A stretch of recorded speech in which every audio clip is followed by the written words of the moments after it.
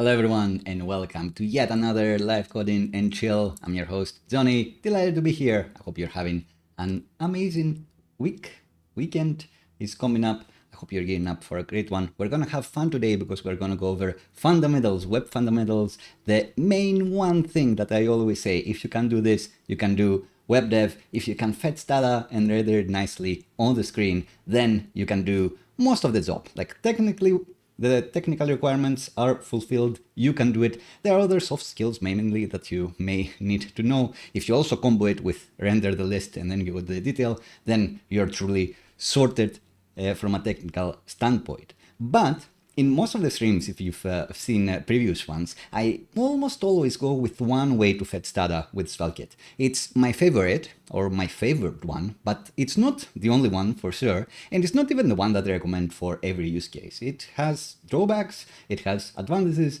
disadvantages, it depends, as it usually happens in our field. So today, we will be going over the various ways you can fetch data with Svelte and SvelteKit.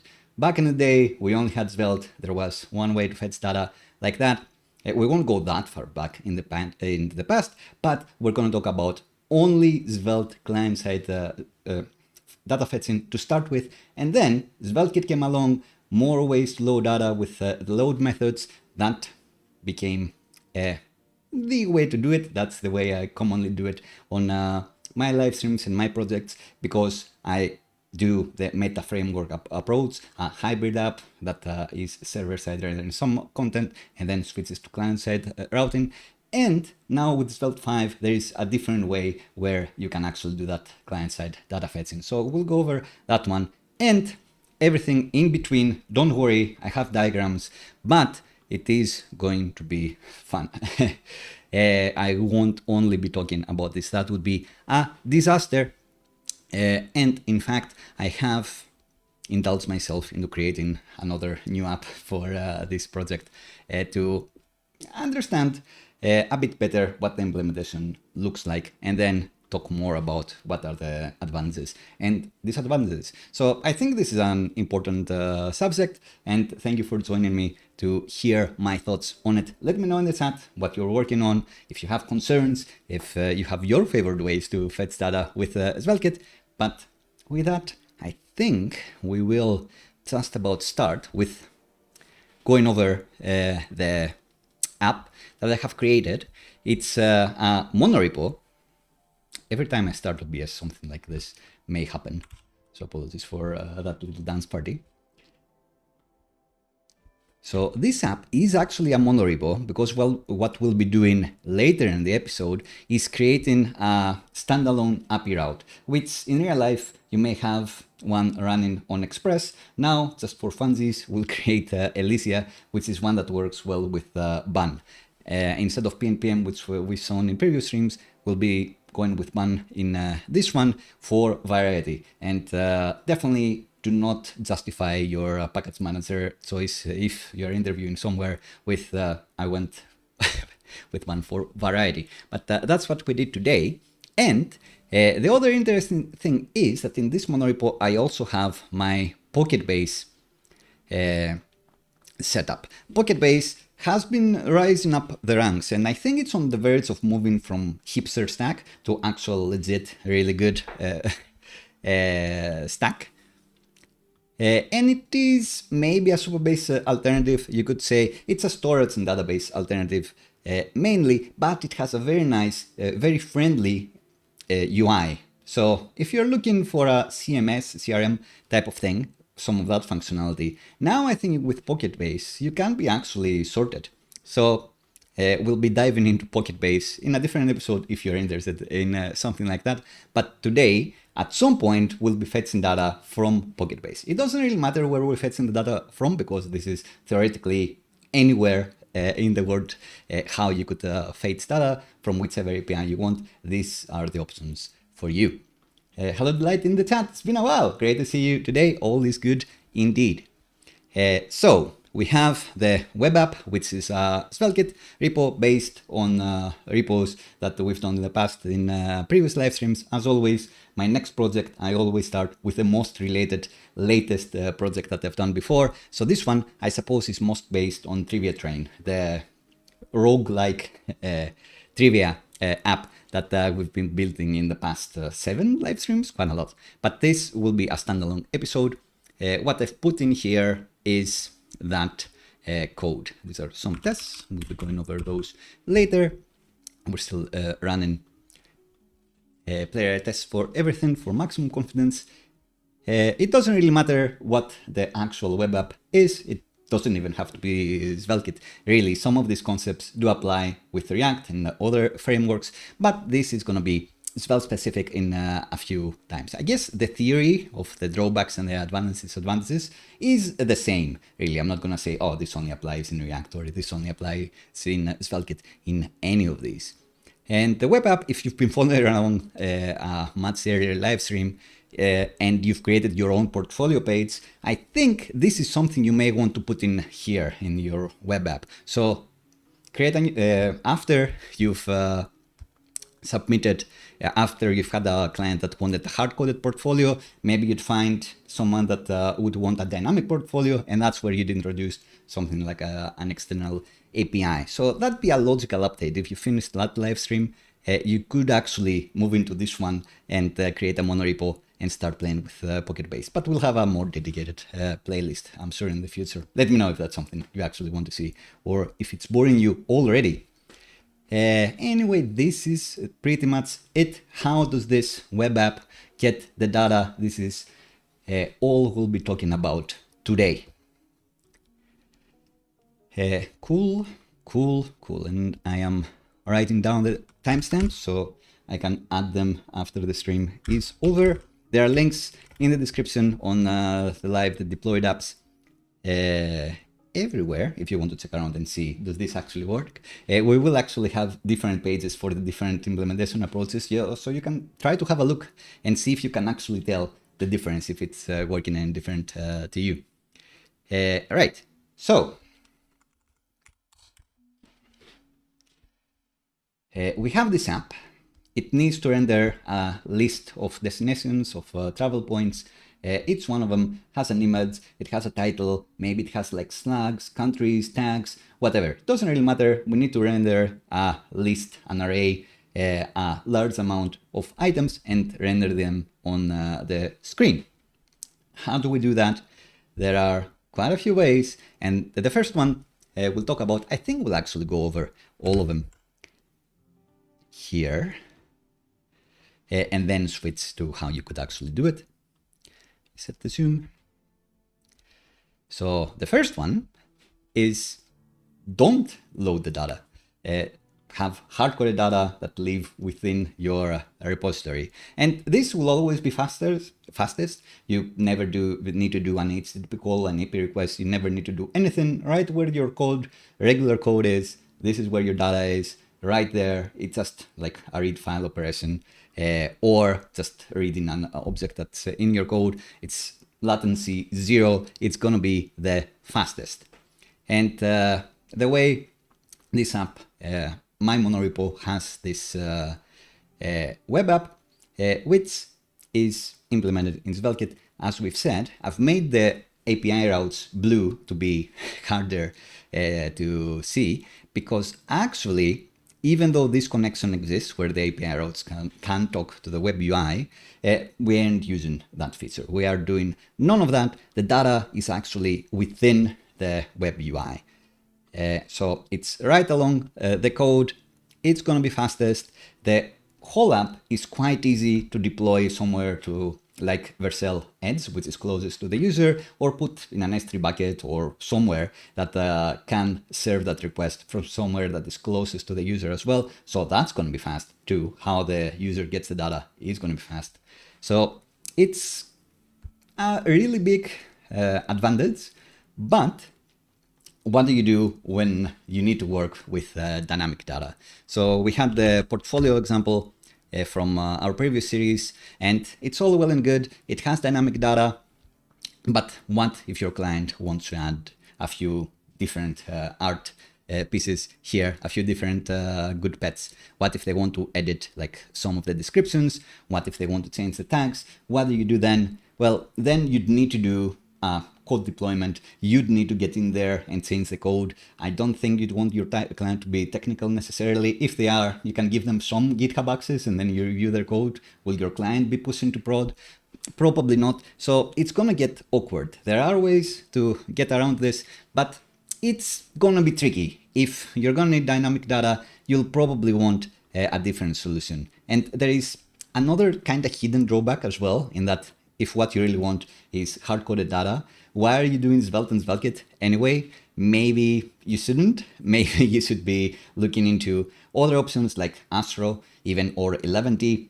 A static site generator, a dedicated tool for that, could be better for you in that there are going to be a few things that are going to be taken care for you, like SEO stuff, that SvelteKit you'll need to figure out by yourself. We've talked about this, but it's some things that you'd need to get to grips with, while with other frameworks that are made for static site generation and hard-coded data like that, they'll be easier to solve. Then again, if your goal is to keep expanding your knowledge and you know that you want to work with meta frameworks like SvelteKit, in the end, that's a great point to say, okay, I will build it on SvelteKit. I'm not going to be using most of the SvelteKit dynamism and functionality, but in the future, when I do want to complicate things, then I'll be better off because I've already started from this. So again, on our Paulina Papers example, we didn't really need this to be in SvelteKit. Maybe it wasn't the best tool for that particular job. But now that we do have a client that says, every day I take a picture of a new pet and I need to add it somewhere, and it's not scalable for them to tell you, give you some files, and then you do a code change every time, then it's easier for you to transition into the approach that we are going to be talking about next. And I do think I'll just quickly go over all of them. Then we have the client-side way, where the web app loads for the user, and then the front end, the client, the browser really is doing an API request to fetch the data that you need. That makes it easier to work with dynamic data. I'm not gonna go over all the advantages and drawbacks. Just because there are like more disadvantages here, it doesn't mean that this is worse or this is better. Not all of the advantages and disadvantages that I've put in have the same weight. So it depends on the use case and it depends on the advantage that we'll go on talking about in further detail later. Then we'll talk about server side, where the server, the backend, is doing the hard work of fetching the data and then just ships it to the client all ready for you. That again is what you usually see in the live streams that we do here together. And server side, but similar, is when it talks to an internal API that you've built in SvelteKit, and server side, but it talks to an external API that you are owning.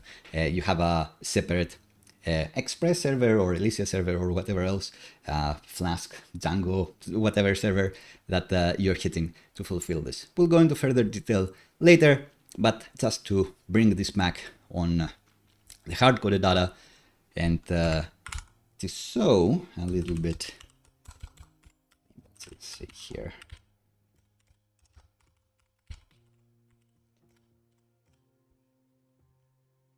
We kind of talked about the drawbacks, but I will show the implementation here. Even with playing with static data, there are quite a few ways to do it. So in this case, what we want in the website is that they go into this page. Maybe you're showing the latest travels here or the most popular ones. Doesn't really matter. In our case, we'll say that on the travels page, they need to have a feed of all the latest travels that they have. So in SvelteKit, the way you do that is you need to reflect the user's path into your directory structure. So in apps web, this is the SvelteKit app again. So in the source routes, travels, this is the thing that the user is going to be /travels going to. Here we need a plus page .svelte. And in here is where we are importing all the travels from a hard-coded JSON file.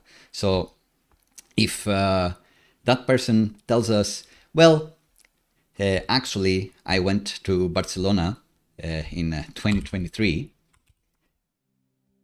then you need to make this manual change and be like, oh, so you want to order it like first or last or what you want to do, you'd need to manually do this change yourself, which again, that's something that your client won't be able to do, and it's a bit awkward to do here. It's not a nice interface, like just trying to change these things. There is no validation on whether Spain is indeed a country, but if you just mistype Span, like you won't be stopped. So if you want to say like Catalonia or whatever, this isn't the best interface for you to be doing these changes here. But it's one way to work with hard-coded data, and probably better than the way I was working with hard-coded data back in the day. A similar way would be, instead of importing the JSON file, is you'd literally have the JSON object here defined. So then your component becomes like this huge thing that has all of the properties that you'll need to eventually change. And then you'd be iterating all of them. But what I was actually doing in the beginning of my career would have been something like literally putting in the HTML strings and list items. So just to make this, like just to prove the point, but not actually do it too much because it's just grueling. Let's say that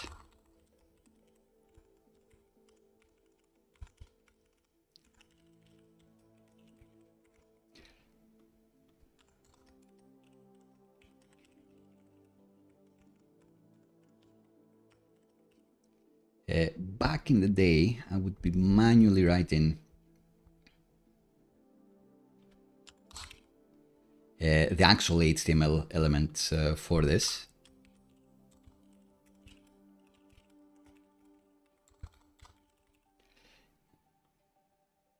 So now with Svelte components, it's even less grueling, but in real life, I'd be like, okay, copy and paste all of these ones, say, you know, Paros, Greece, like update this one, or they want another one. You can see, I'm sure that just watching me type this is kind of painful, so I won't do it for too long.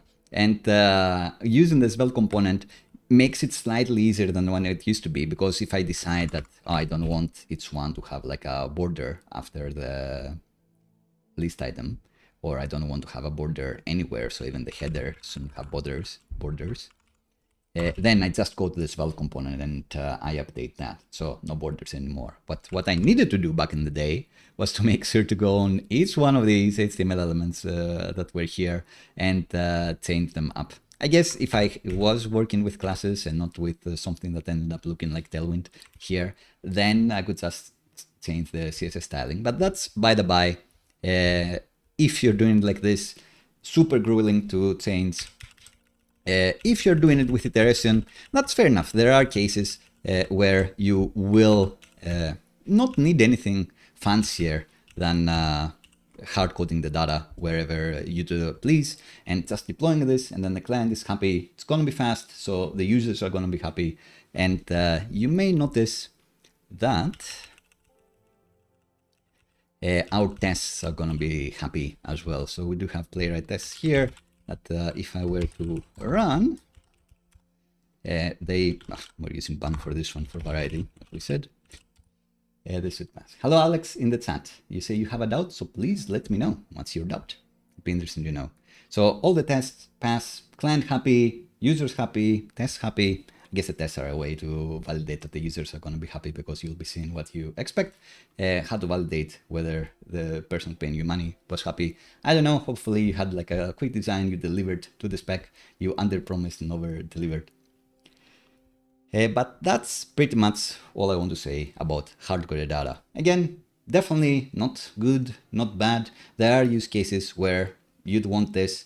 And the question is, would you really want to use SvelteKit when you are working with hard-coded data? And if your answer is yes, because I want to learn more about SvelteKit and do like more complicated apps in the future, and I want to use a more simple app like this to help me get in as a gateway app, then that's a great, amazing use case. So Alex, great time to ask your question if you'd like, because we'll be transitioning into the next subject soon. But of course, leave it there and I'll keep an eye on the chat. And anytime I can come back to you. Next one will be client-side data fetching.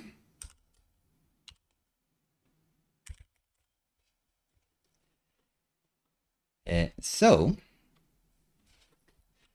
in the meantime, let's move this. Like I want to have all the demos available. So let's make demos subroute and copy this travels directory into hard-coded travels. So actually, maybe let's create another one.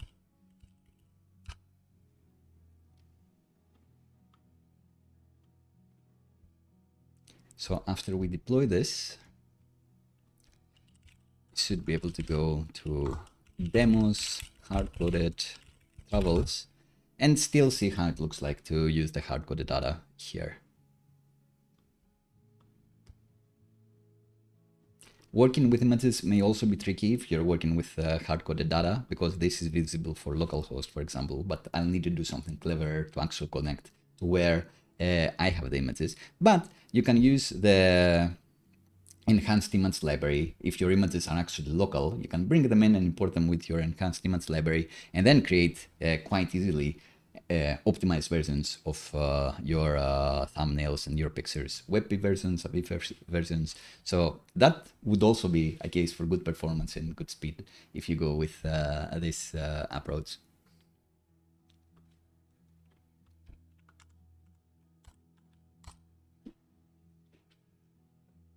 So next up, hard-coded data. Okay, that's like a bit of a troll answer. I'm a fierce feature rejecter. Like the first thing I want to learn is, do we really want this feature? Like, or can we get away with doing something simpler? Usually the less code, the better.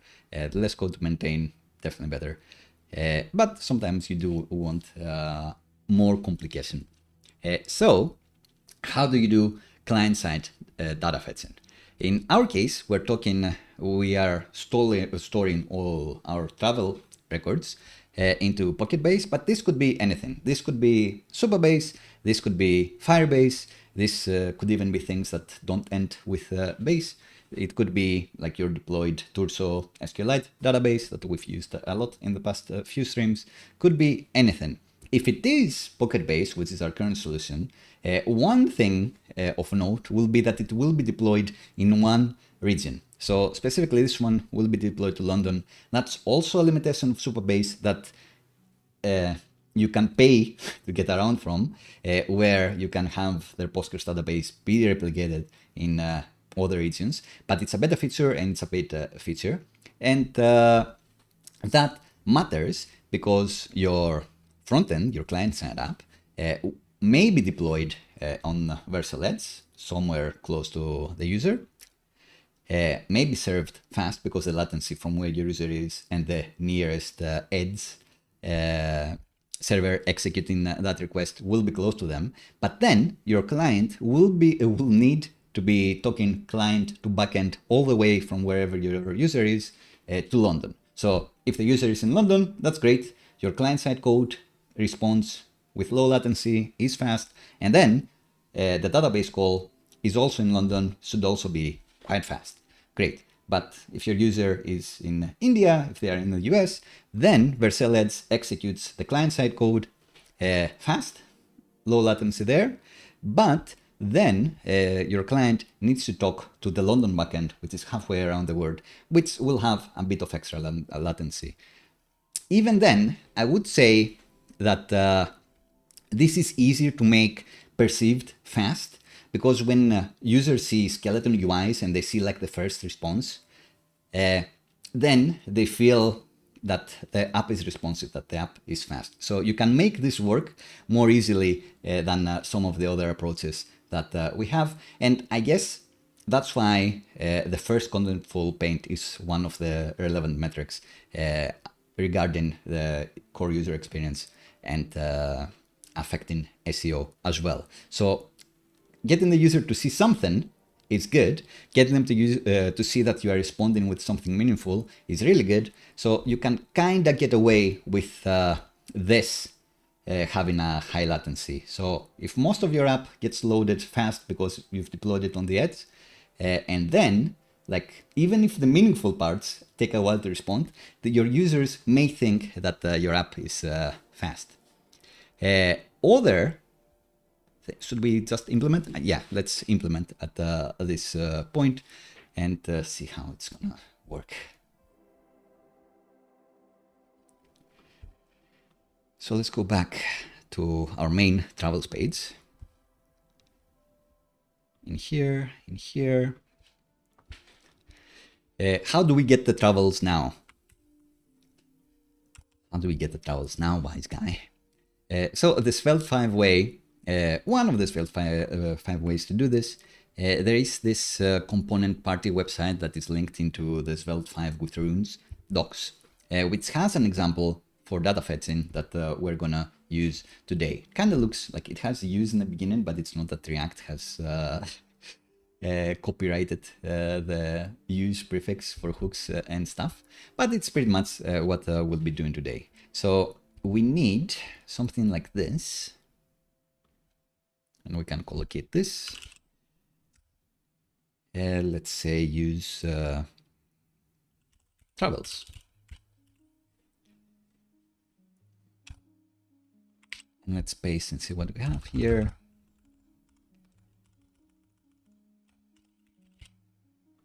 I don't know about calling this response, to be honest.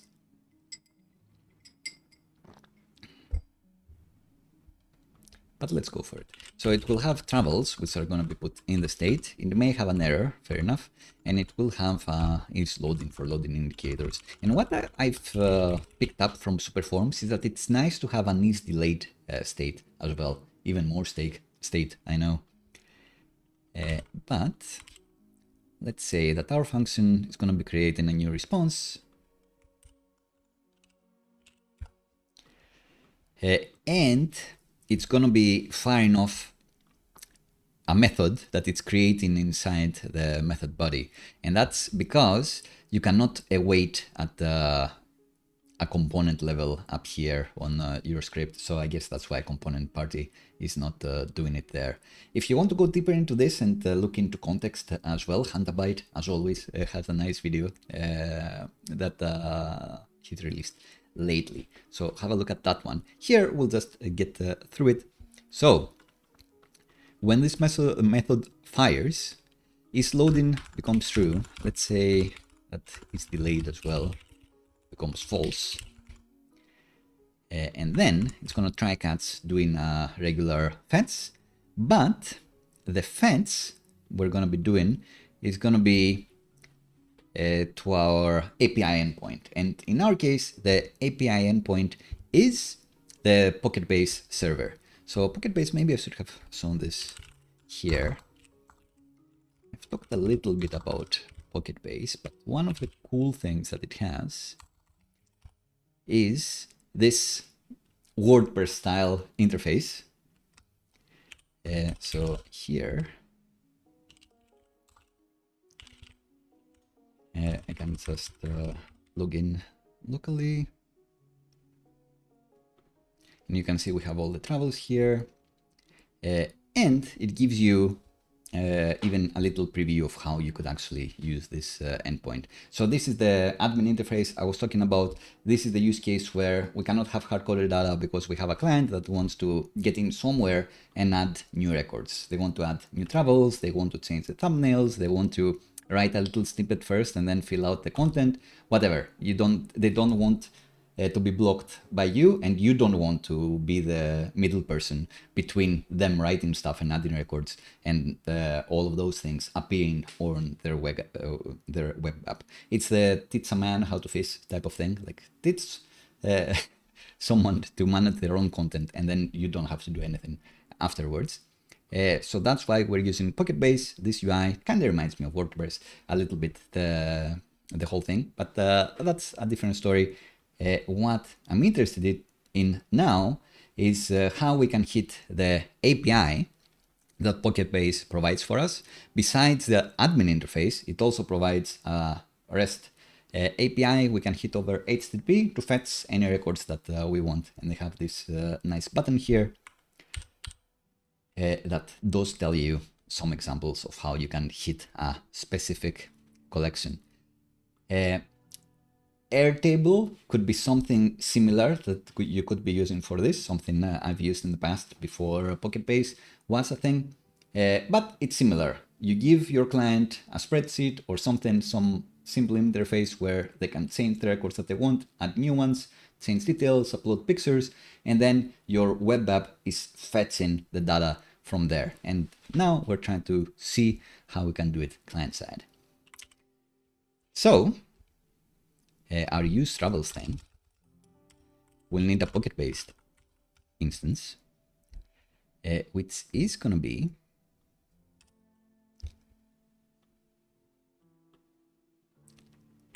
imported from the Pocket-based package. If you look at Pagination in my pre-stream experiments, I've already banned add d Pocket-based, so we have this available to us. And with this connection, what I want us to do here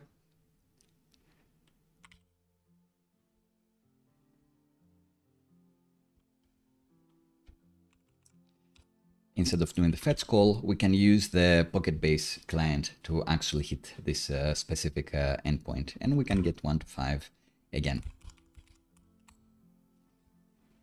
And since they do provide an HTTP API, we can actually hit it with a GET request and do like a fetch there anyway. But since they have this library, I figured it might be easier to use this one. So this one, since we're in SvelteKit, should be dynamic because now we're running this on localhost, but in real life, when this is deployed, this is going to be running also somewhere on the internet. Not on localhost. So we can bring this in with, I just called it PocketBase API. Let's see. PB API URL is what I called it. And an important thing that we'll talk about later, this one cannot be private. This one needs to be a public variable, which means that it needs to be prefixed by public. So let's prefix this with public URL, and on my .env.local, I don't actually have anything secret, so I can change this into public PB API URL. Maybe also keep it like this if you'd like. We'll be talking about this later. So now, this thing should reload and understand that we have defined it. Maybe I need to force to reload it. Great. So now we have the Pocket-based client. We can still no. Anyway, doesn't matter. I'm confident. It's just the editor flipping out. This is going to give us a result list, which is going to give us some pagination numbers as well that we may not worry about just yet. And what we want is our response travels are going to be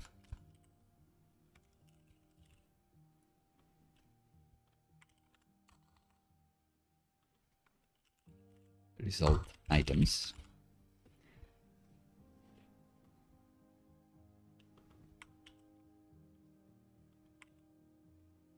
No fetching.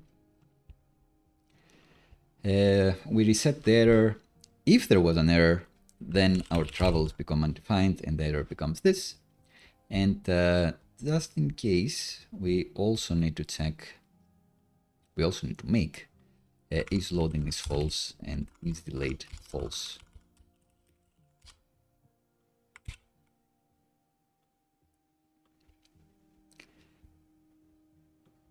All right.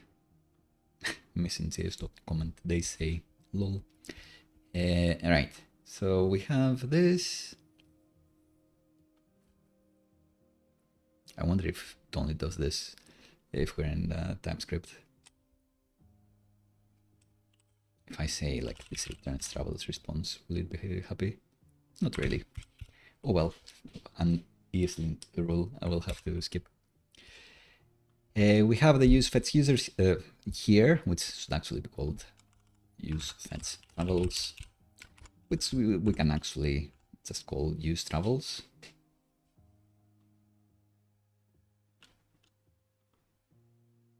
Search travels list name doesn't really matter. But after we've done this, we can go to the component where we want to use this, and then we can say that the response is equal to the method we just created.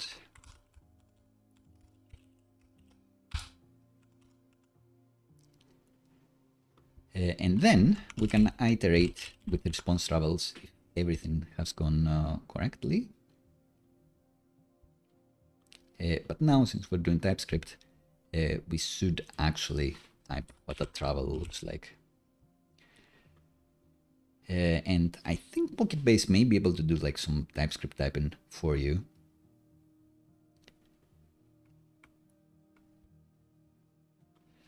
But for now, let's just say that travel has everything we need here.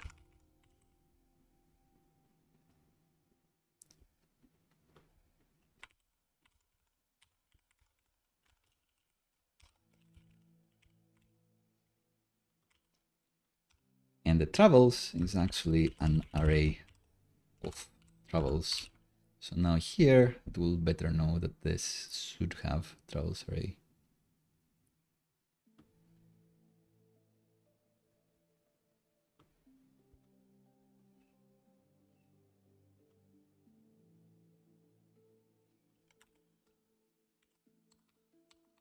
Can I type it here actually?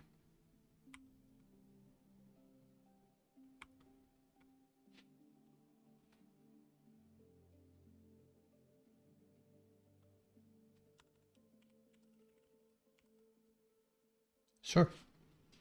So I'm pretending a travel looks like this, and the items are going to have all of these things along with the connection name, I imagine. Cool. So nicely typed. This one should be happier. And I guess TypeScript is saying that this can be undefined sometimes.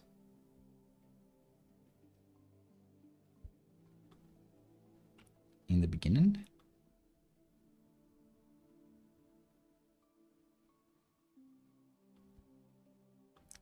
Just always be something.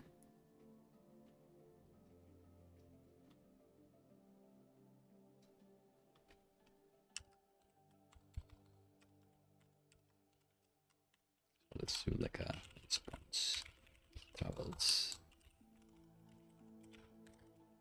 And response travels length.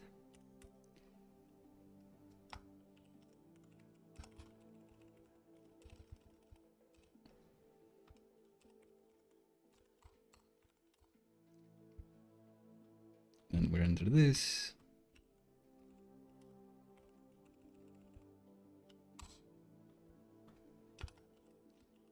Else.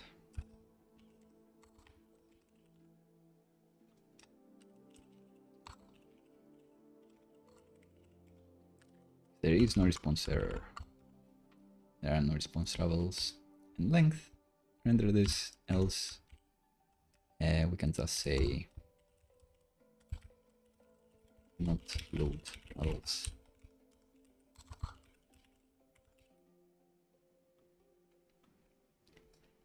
So now, if we go to this route, get there, let's see what we got ourselves into. Yeah, so component party should be updated, or did I just miss that this should be a Svelte file? Yeah, I just lost the prefix. To use a rune, you can do this in any file that has the .svelte .js or ts suffix, so you need the .svelte thing for runes to work. I guess that's the thing that makes Svelte pick up that it should be parsing this. Great. Maybe not. Take this back. So this updates too. Let's try to fetch it again. And now, let's restart the server just in case.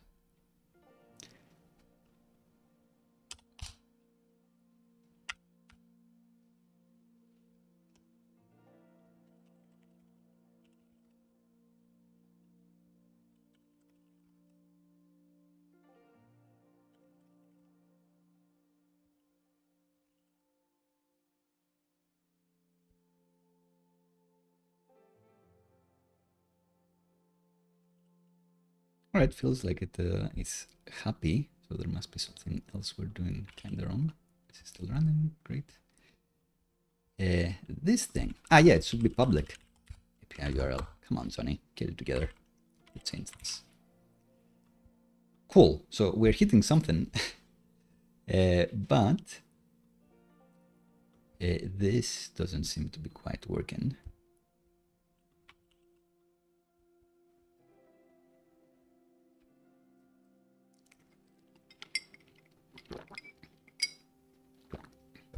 And this is claiming like you should do it in an on mount and or a load function, which is what we'll be doing next.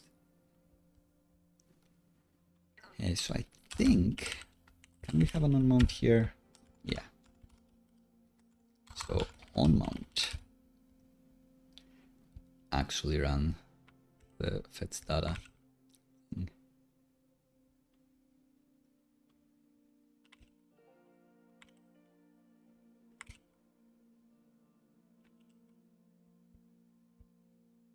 So now this should not be complaining. But it's getting nothing, so let's have a look. Let's do some good old console login.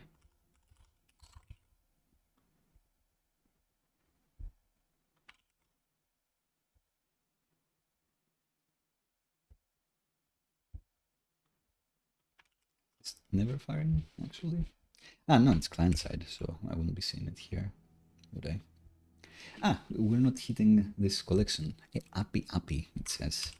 Another .n problem, sorry.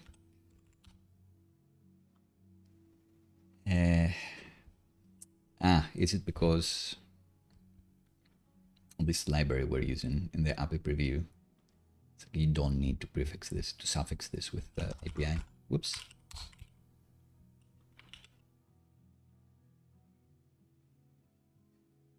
All right, so almost there. This is bringing the data in, so that's good. But I guess there is something funky with the image itself, like the transformation I was doing for the image element. That seems to not quite be working. Because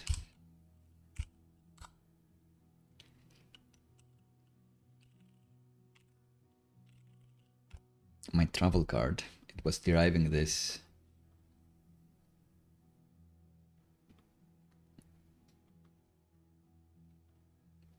using hard-coded data, but now it's one of these don't have a prefix.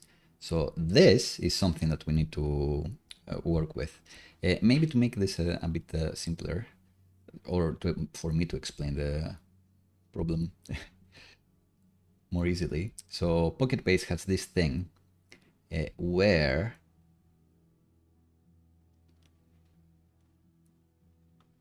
whenever you return images, you could actually be returning the prefix of the app, which I think, was it here? Where did I? tweak it. Not API rules, surely.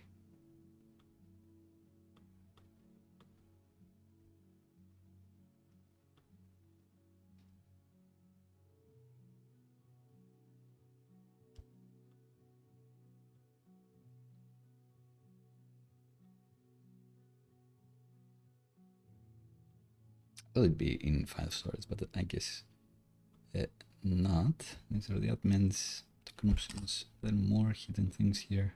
No, that's it.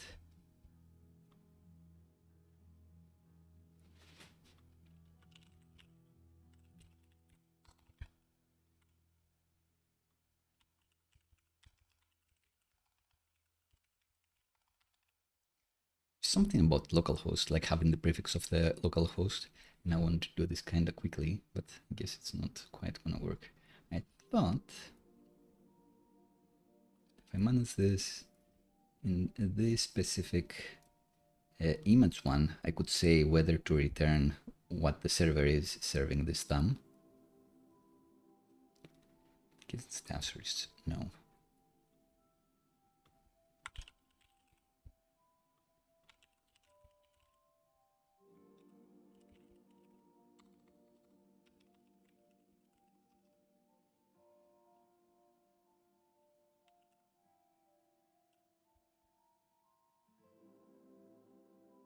Not protected, non-empty is correct. What else? What did I forget to toggle here?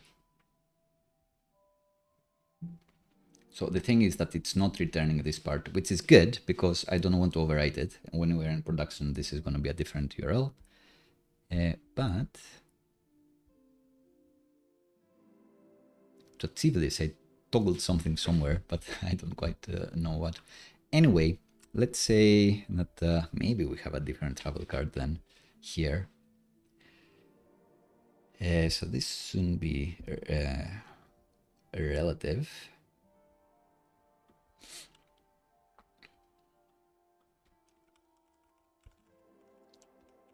The thing is that every source should be prefixed with the PocketBase path. So maybe in use travels, mark these.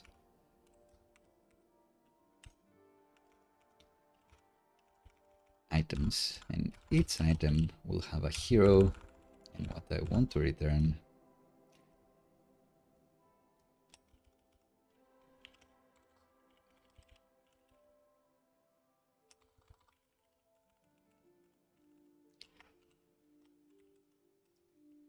Is indeed the whole travel object, but hero becomes the public PB API URL. The format is kind of tricky actually. Slash hero, I think that's all we need. Is there a slash that we need here? Probably not. So that's fine as well. No APIs.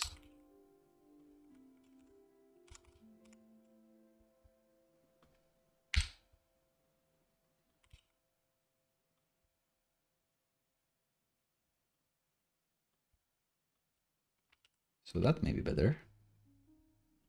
Much better.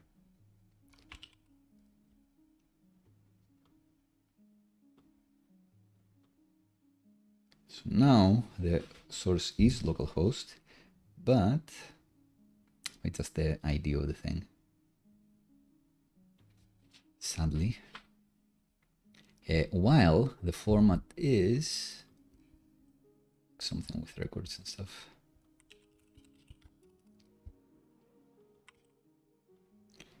It's going to be API files, record ID, file name.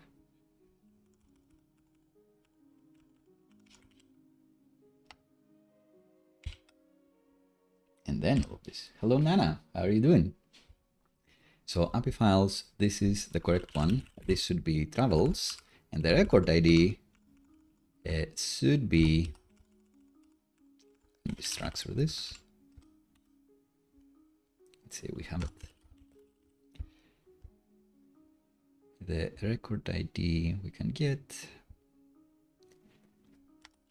and use it.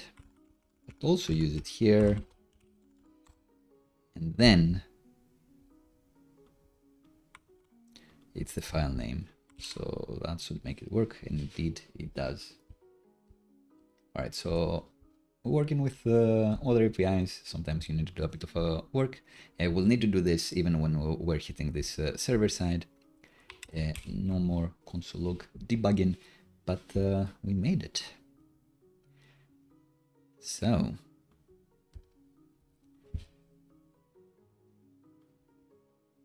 you'll notice that we're fetching the same results, the first 5 ones, and we can, if they tell us, well, actually I want the 5 latest ones. When I say latest, I want the latest ones. You figured it out wrong.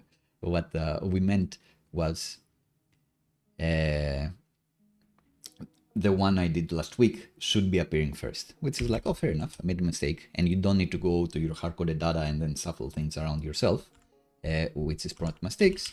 You can just say shuffle, sort this with a string, reverse descending created at, and then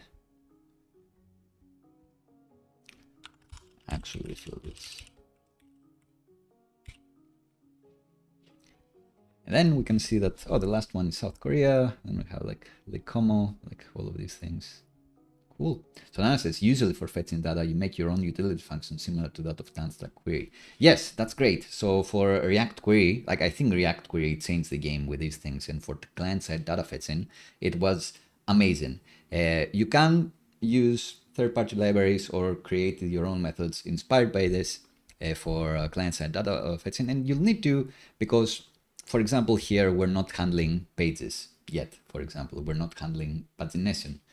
So you will need something more complicated than this. But this is just a more like, here's how you do a more simple fetch. Again, Handabyte recently did a video on how to put things in context as well. So if you have a few places that may be needing the things that you're fetching, then you may consider putting it in the context. So an example of this would be if you had a list detail view where even when you're focusing on a specific item, on the sidebar, you show everyone. So you may want to have something in the layout that puts a little information about the items that you have. So just fetches maybe ID, slug, title, and that's it. And you have a sidebar on the left of the layout with just this information for like 50 items. And then the actual detail page is the one that hits the endpoint and sees if I have if I haven't fetched the data before, now I need to fetch it. But if I have it already in the context, then I don't need to fetch any more data on it. These are concerns that you'll need to be messing with and be concerned with, concerns that you'll need to tackle and resolve when you're doing client-side data fetching. So it's one of the drawbacks, actually, in that I do think the code you have, like, you needed to think about it, you need to resolve it, you need to be inspired, but it's something that is successful. It's clever and nice, but it is something that you need to work with. For a more simple example like this, I just want to fetch 5 items and that's it. It may look simple, even though I don't think this looks simple already. But then when you have to worry about pagination, what if I want to navigate to the detail view? Like, do I refetch the data? Maybe I already have all the data I need, so I don't need to fetch it again. When you need those concerns, then either you'll need to write more code and extend the implementation that you have here, or use a library that is doing it for you. I don't think we have an equivalent of the React query or Tanstack query thing here in SvelteKit and Svelte. Although maybe Handabyte. If anyone has something for this, it would be Handabyte. Yeah, so here, all we're doing is fetching these 5 items. What if we wanted to do the next page? Then we'll need to do something more. We'd need to extend this to also take into account, like, keep track of the state that we're in, or maybe when you're calling fetch data, actually, what you're calling it with, is with a page parameter and a limit parameter. And we can keep extending and extending this, but it's not my preferred way to do it. So we'll see if we'll do pagination later. Hello, Bide, as well in the chat. What else do I want to say regarding this? Let's see my big diagram again. But in the end, if you have done all of this, it would be easier to add, to not add much more code to handle features such as infinite loading or real-time connections. So something that I really like with React Query is that it's easy to do like a use infinite loading type of thing, I think they call it, where depending on where you are on the screen, you can make an element, call a method to fetch more items for this, that it keeps track to add it in the array of the things that it's fetched, the whole chunks that it's fetched, all the pages that it's fetched. And since you've already extended this to take into account multiple pages, since the travels, you had already chunked them to be like a map, like instead of being this, then it may have been a map of, or a record, I should say.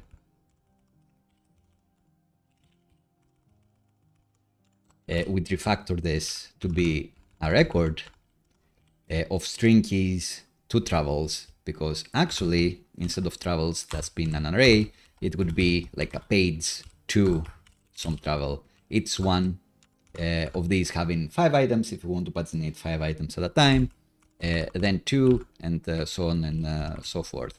You have already done this to solve pagination, and therefore it may be easy to do the infinite loading part here. So extending for that nice UX is a bit easier if you've already done things client side. If you're fetching data server side, then you still need to go to the front end to do something similar to this.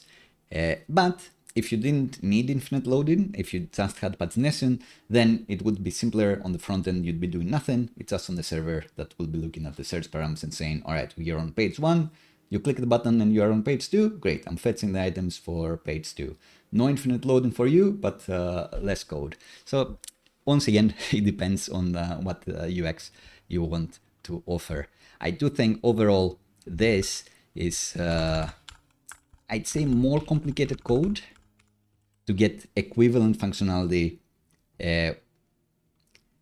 with the server-side way we'll use later, but this is a very simple use case where it would just be, like, it's not even a paginated list now, but it would be in the future where we don't have infinite loading, we don't have a real-time connection. For example, if each one of these had a like button, or if you were keeping count whenever this made it on screen, or whenever someone clicked something in here, or went to the detail, then you need client-side code to handle this, to update this in real time. So if anyone in the world presses the like button and you'd want this to be updated in real time, then you'd need client-side code to make it happen anyway. So there are some situations where you can't get around having just server-side code, well, unless you feature reject and say, I don't want that feature.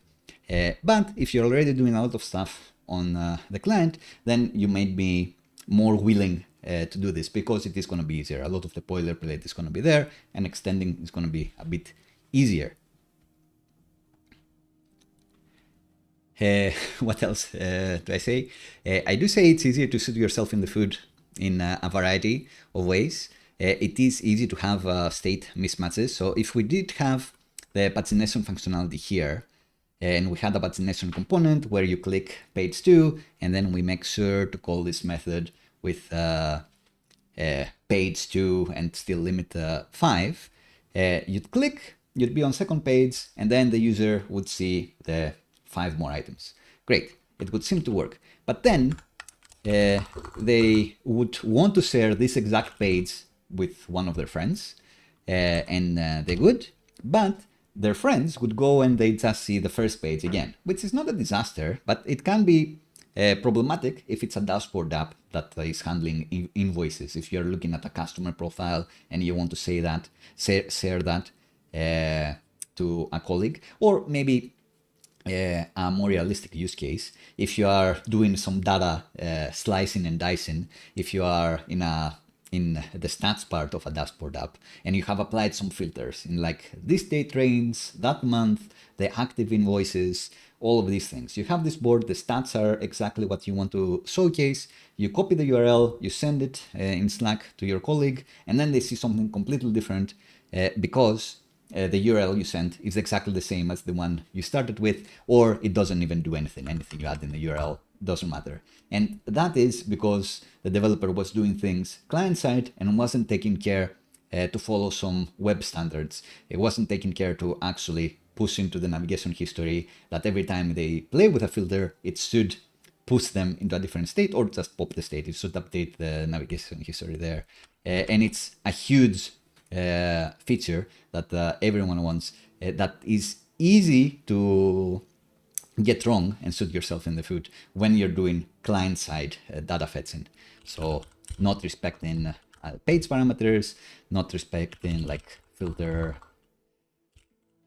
active, state active, or unpaid, like not respecting the URL state is very easy to do when you're doing client-side code. While if you're doing server-side code, it's easier to follow this web standard. It's easier to solve by starting by respecting these parameters. While in the front end, you can ignore them and you can make up your own rules. And it will work for the specific user, but if they want to share, if they want to go back in history to the filter they want to go back, it will start being glitchy and squirrely. So of course, you can't get it right, but it is easier to shoot yourself in the foot with this. State mismatches, avoiding web standards, and spaghetti code, I guess. Again, this isn't how you can do this in Svelte 5, how you can fetch data on the client side with Svelte 5, like the best way possible. But it is one of the ways you can do it. And I think it's easy when you start saying, oh, I want to have the is delayed functionality. So if I start a timer here, let delay timer.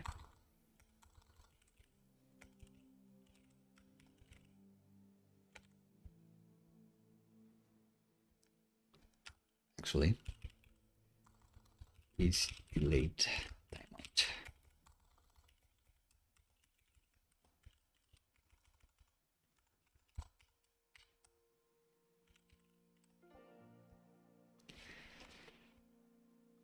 And I can say, all right, when you start this, I want to set a timeout in 300 milliseconds. If nothing has happened, I want to see a delayed indicator.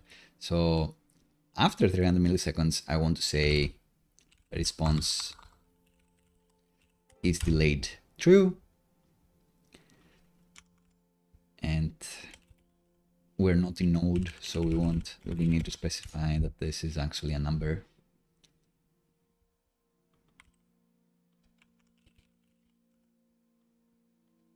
Do we? Or does it know where client side? No. But then you need to remember that on destroy, let's clean up what needs to happen, or I guess like at the end of the on mount. We can return what we want to run on destroy. So here we can clear the timeout. And then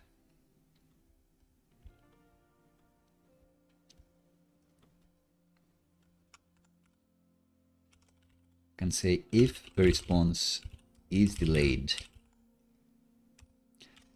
we can say loading, or so the loading spinner or whatever.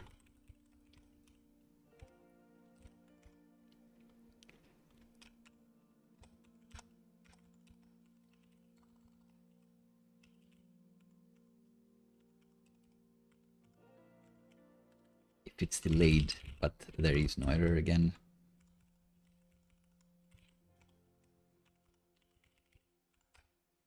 There is no error, but there is an is delayed, then we can show the spinner.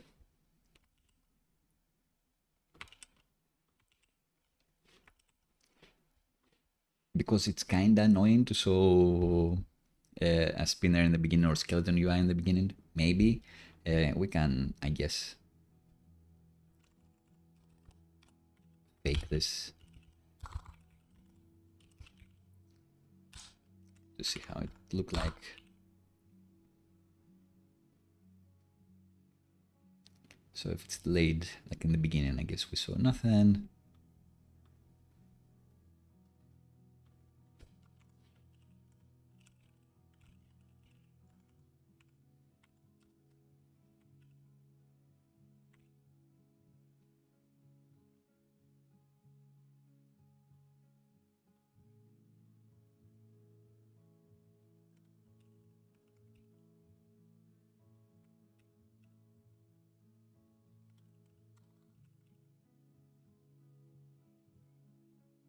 So you only see the spinner after a threshold that we've determined that the user would get annoyed if they see no indication. But if it's fast, so if there is no artificial delay, then it just appears and it's fine. There is no fastness. Or maybe all of this, you could also just not render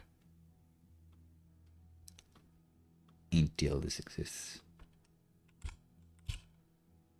So they get like a black screen and then they see everything.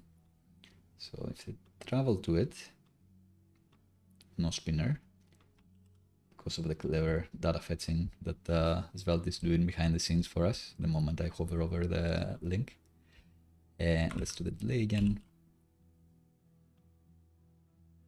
So the spinner would only appear if it is actually delayed. I don't know if that's like good UX or not, but just a thing we may want to have a look at. And if I hover and wait 5 seconds, then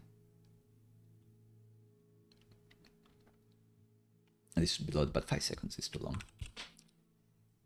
Anyway, back to the point, you can see this is starting to get like bigger and bigger, and it doesn't even have pagination or infinite loading or anything like that. So I do think it's a bit easier to end up with spaghetti code with this approach. Or if not easier compared to other ones, it's easy to have spaghetti code. A more important one, it's easy to mess up security credentials. So thankfully, SvelteKit has our back on this. So you would have noticed that it didn't allow us to access the public API URL when I didn't have the public prefix, which is good. However, if I just do this and I try to bring in the private library, I will be reminded that, you shouldn't be doing this. This is client-side code. You shouldn't be bringing in private variables because we don't want you to leak your database access. But maybe you don't understand this and you just prefix with the PB API public URL and you bring it in from the public helper, and then you're good to go. So I guess if you say that if you do things wrong, then you will get in trouble. But sometimes it's easier to get things wrong. And this is one of the cases. When you're working with client-side code, it would be easy to get this sort of thing wrong. Maybe a more realistic use case would be if we did have the like button here, or even like a view count the moment you click on the detail of anyone, or if it's in the middle of your screen, then we hit PocketBase to update that record and add a like count. So just to explain this, let's say that for travels collection, I'm not actually going to do this, but as an example, we had like another number field here that would be like the like count. And every time someone clicked the button, then we'd be incrementing the like count by 1. And because we're doing everything else client side, we'd also be copy pasting like use travels and then make our use like a use add like code similarly with a public PB API URL, and everything would look nice and fine and work.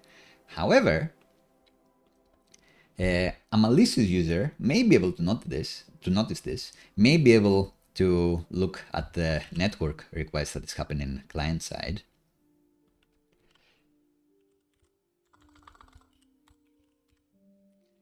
And see that, oh, this is like the PocketBase endpoint that they have. If it's deployed, it will be somewhere else in Fly or wherever. But they'd be able to find our PocketBase endpoint, what our collection is named, and they could be doing those requests themselves for like scraping, for example.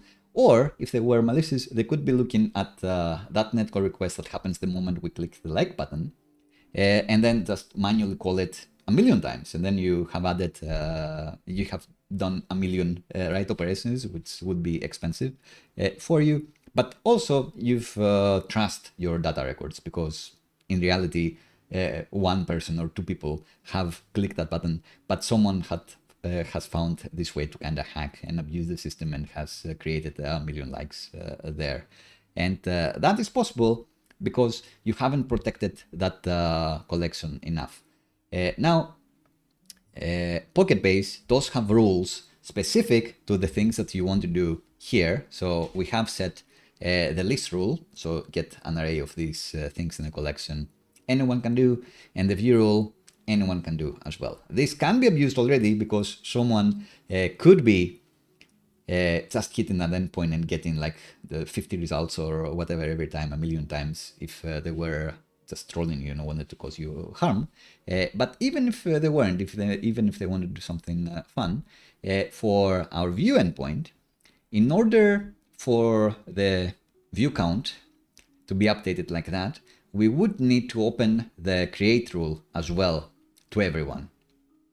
So we need to unprotect that as well. So if we just had a view count that's a number that gets incremented every time, and we did this client side, that then everyone would be able, anyone malicious would be able to abuse this. Of course, you shouldn't do this. Maybe you'd have like a different collection that would be like related to a specific user, and then you'd have a user to user likes collection or something. So we'd have the travels collection as we do, we'd have the users collection as we do, and we'd have a new collection like users to travels or travel likes or something like that. And that would be the one that would be responsible to keep track of whether a user has liked a post or not. But then in order to fetch this, it would be like an extra call. It would be a bit more complicated. On this one, we'd need to have an API rule that would say only the user appearing in the user ID field in the relation should be able to write to this. Not everyone. It's doable as always, but I do think it's a bit easier to shoot yourself in the foot when you're doing a client-side operations like this. So keeping in mind, whenever you're doing things client-side, what is possible for the client to do. Usually, if it's read operations, you're fine. You may look into other ways to throttle access to this app. Maybe you can only allow the origins that you know you own, like your own domain, like only your own domain can hit this endpoint. But the moment you start doing mutations, the moment you start creating records, then you should take extra care if you really want to do things client-side to protect your API with the related rules, which I think is harder to do than doing things server-side.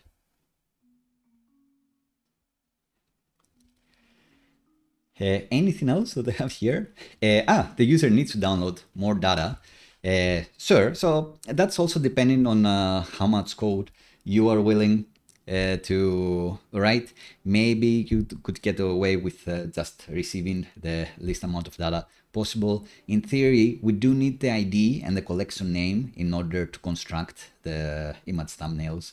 For example, the server could be doing those things. So even if the server would be getting the IDs here and would not the travel collection, the client wouldn't need to get them. So maybe its travel wouldn't have the ID properties. So you're saving like a few bytes, which isn't that much. But you're also shipping the PocketBase client to the client, which is not 0 kilobytes, that is something that's something zipped, not much. And you're also forcing the user's device, the browser, to do the work, which may cost extra battery for them. It may drain their battery faster. Maybe they don't have a powerful machine. That shouldn't be that big a deal if you're already asking them to render some images. Like, they're capable of that. Like, that's gonna cost more, but those little things add up. Your server should be more powerful for that type of job than your user's device, and it should be the thing that gets most of the work delegated to. Like, let the user's device do the nice rendering so they can interact with your app in meaningful ways. Don't have it do the work that it doesn't need to do. I think that's about it. The thing I want to mention as well is that with something like PocketBase, in this example where you have the client-side code doing the operations to fetch all the images that you want and whatnot, if you were to have a native mobile app, the obvious thing would be your native mobile app hits your storage layer. So much like your web app would be hitting the PocketBase API in this instance, then our native mobile app, like our Swift app and whatnot, will be directly hitting the PocketBase API as well. Not really an issue, but something to show, because this can be an issue in one of the later examples that will be shown. And yeah, the other concern that we've mentioned as well is, and I'll mention once again, that the initial response will be from a server close to the user if you are deploying to Vercel Edge or similar, but then this data fetching will be happening from wherever your user is to wherever you've deployed your PocketBase or database, which could be very far from them. So that could have some extra latency too. But I think that's all about what we're going to talk about regarding the client side stuff. So when is this good? I think I've talked about this. We've talked about this quite a lot. Wow. So just a bit of a sip of coffee. Let me know if you have questions.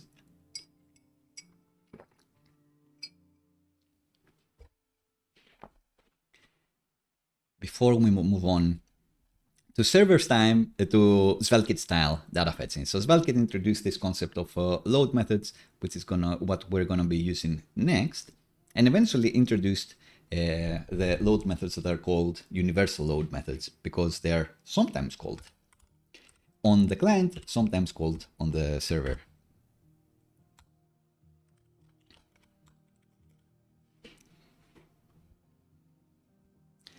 What we've shown so far can work without SvelteKit, can work in regular SPA, Svelte 4 or previous app, and specifically what we've shown is Svelte 5 with runes, but you don't need SvelteKit for any of this, which is cool, I guess. I should actually check, like, do the tests run, and let's see. Well, they should run, but do they pass? Right, they pass. So even though we've changed some limitations, the tests pass just fine. So our hard-coded demo is fine, and our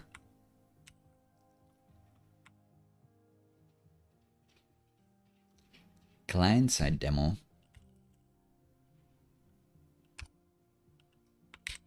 also implements the spec just fine. It's not making use of hard-coded travels.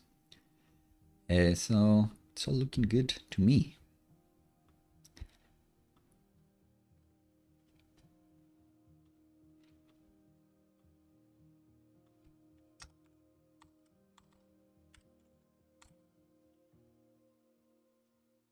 Next thing we're going to do, which transitions us into more server-side stuff, is using the SvelteKit load methods. So up to now, all we've done could have been with just Svelte. This one, you need to have SvelteKit. And SvelteKit has introduced this concept of load methods, and their universal load methods can run on the server or on the client, depending on when the user visits them or needs them, really. So the first time they go to a page, so if they do happen to get like a link on WhatsApp from a friend and like, check out this URL, then the first time they visit it, the server is gonna run the load method and render all the content there. But then as they navigate through the app, it's gonna be the client that is running things. Interesting, something must be crashing here, but we'll need to figure it out later. Maybe not, just needed a little refresh. So the moment you visit this page, server-side renders as much as it can. Then we switch to the client-side router. And in this case, we have the client-side implementation that is rendering these travels, but we're going to delete this to move on to doing what the server is going to do. So this is not going to be a thing. I guess all of these ain't going to be a thing either. Maybe I should take inspiration from the hard-coded one, just this UI.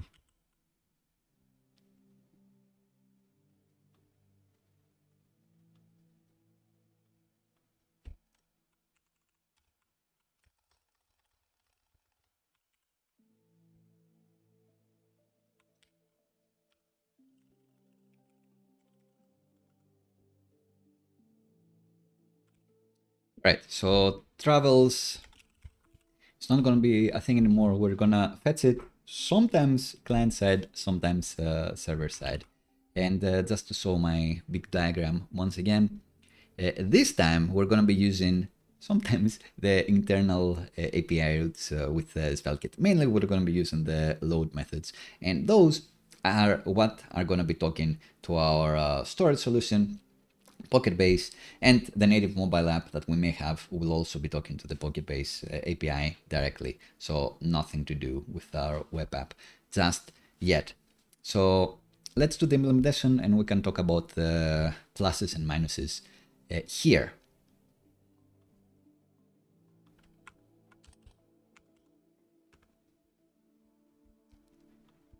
So how does this work? This time, no more component party. Party is over. This time it's the SvelteKit docs. We're finally doing SvelteKit stuff. So any page can export a load method.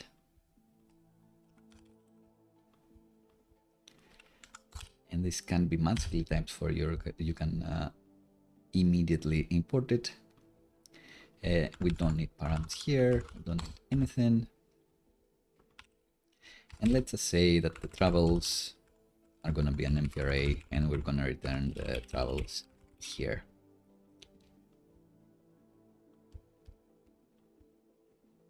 And then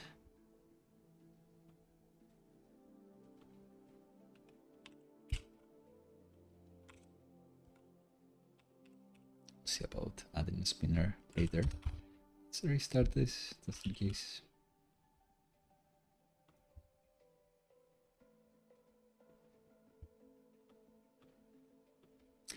And then that is going to be available magically if we get it out of the props. So travels, it's going to be not page, it's going to be $props.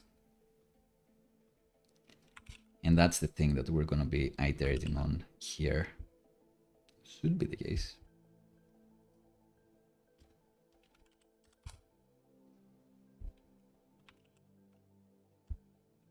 Should I read the docs more? Didn't really do it that much. So the data is not props anymore. Come on, Johnny.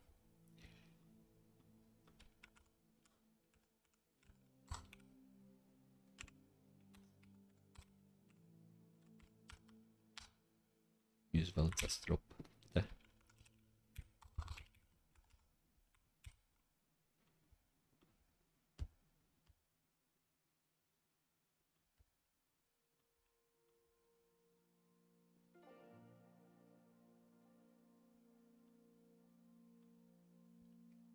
So where you actually put the data in modern SvelteKit, it's in a different file, a TypeScript file. I rarely do this. I just do +page.server.ts. That's why I'm confused. So what you actually need nowadays is a +page.ts,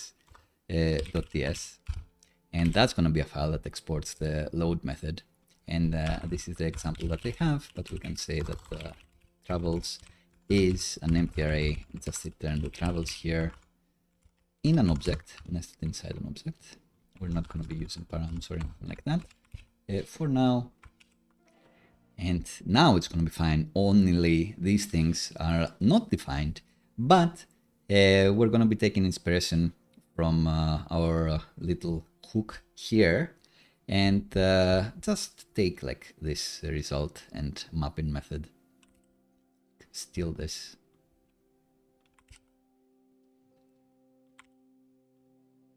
So in this page, we do need our public API URL. It's important to use the public one because this may run on the client.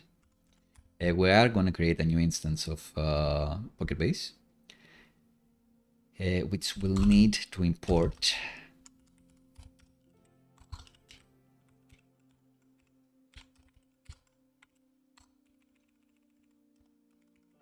and we can say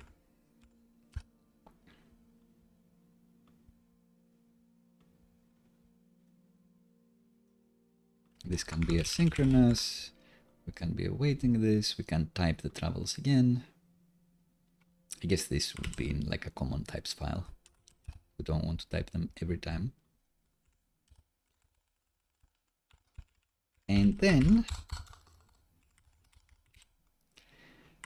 our travels would be these. So the result looks the same, but you'll notice that we'll never get a spinner the first time we get here because the whole page is going to wait for this to load before we get there. And similarly, when we travel, this happens. I do slightly lie. So if we delay here for like 3 seconds,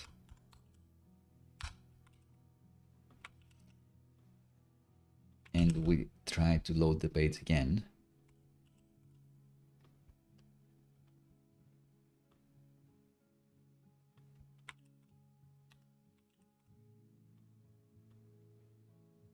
you'll see that seemingly nothing is reacting until the whole page is ready.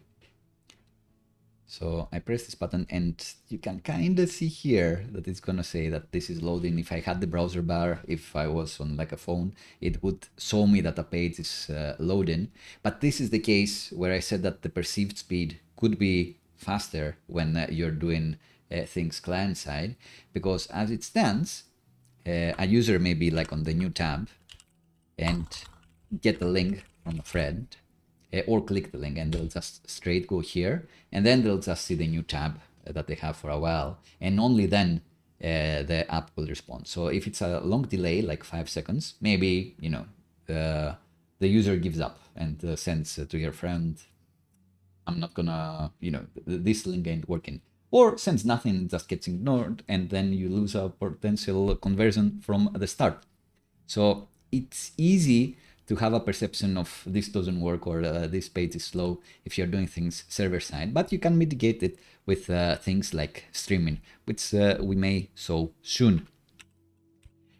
So we have this load method. The other thing to say is that this is called universal load method, because if they have visited your site and they're playing around in it, then the client-side router takes over, which does smartly try to prefetch some data for you. So I guess I have removed the delay. So once they've switched to that thing, and then before they hover here or before they finish tapping, then maybe you get like a few milliseconds and then to fetch your data. So the user will think that this is instant. But anyway, that's by the by. This is mixed loading. Sometimes it's client side, sometimes it's server side. The main rule is if they click the link on WhatsApp or Discord or wherever, then it's going to be server side rendered. But from then on, if they're within the app and they click around, the data will be client side rendered.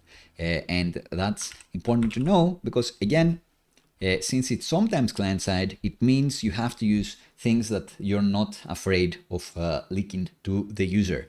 If you're worried about the user figuring out that, oh, this is your PocketBase URL and everything is like unsecured and they can go crazy, then don't do this. You'll need to go full on server side. Okay, so that's, I think, it for the implementation. Anything else I want to mention before we move on to like full server side? We are on the hybrid mode still, but when it is the server that is requesting the data, then backend to backend requests are always going to be faster versus your client is talking to an API that you have. The user is talking to that API that you have. Backend requests have lower latency. We did talk about how it's harder to leak the secret keys in this way, because when you're doing it server side, then literally the user will not be able to see it. This one is mixed, but we will switch to the server side only mode. I guess let's just do it now. All we need is to add the .server.ts prefix here. I already have a server load method here because I use it for the metadata, the things that update the URL, the title bar, that sort of thing. So instead of having this thing, we can go here.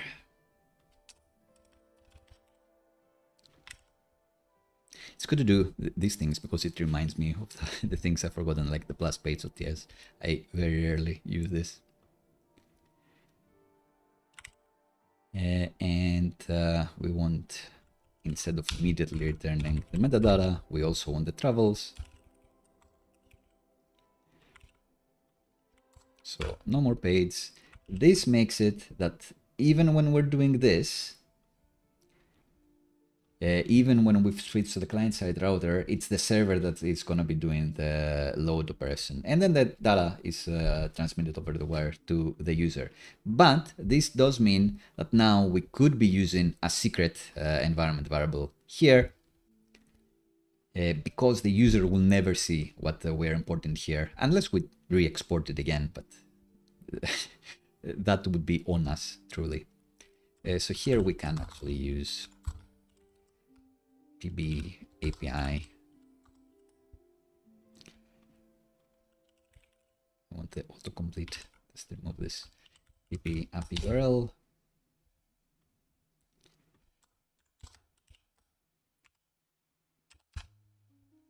Can I not see it?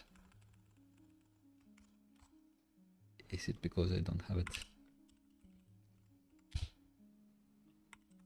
I do.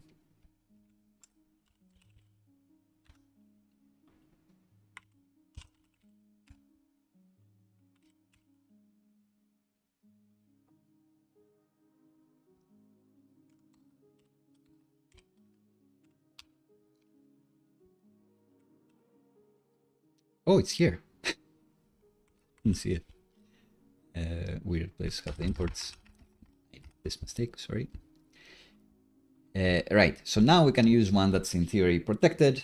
So if you're using Supabase and you have like the admin service role key, you can use it here and not be afraid that the user is going to see it and mess up your whole business. You're going to be fine. But thanks to SvelteKit, like even with the client-side router, the benefits of like perceived speed are the same. So what did I claim that the drawbacks are? The magic typing is amazing as well, so we don't have to do anything further. I guess I have typed the travel type, like if I was better with PocketBase, then I wouldn't need to do this even. I'm gonna look into if PocketBase can auto-generate these things for us. With this, like Supabase, you can do this. We've shown this before. Anyway, with SvelteKit, if you return something in a load method, it's gonna magically type it in the data object that you're able to use here. And you don't even need to bring in a type, it will just magically do it for you. So it will combine all the load methods, the layout methods and stuff, and will know what is available on this data object, which is amazing.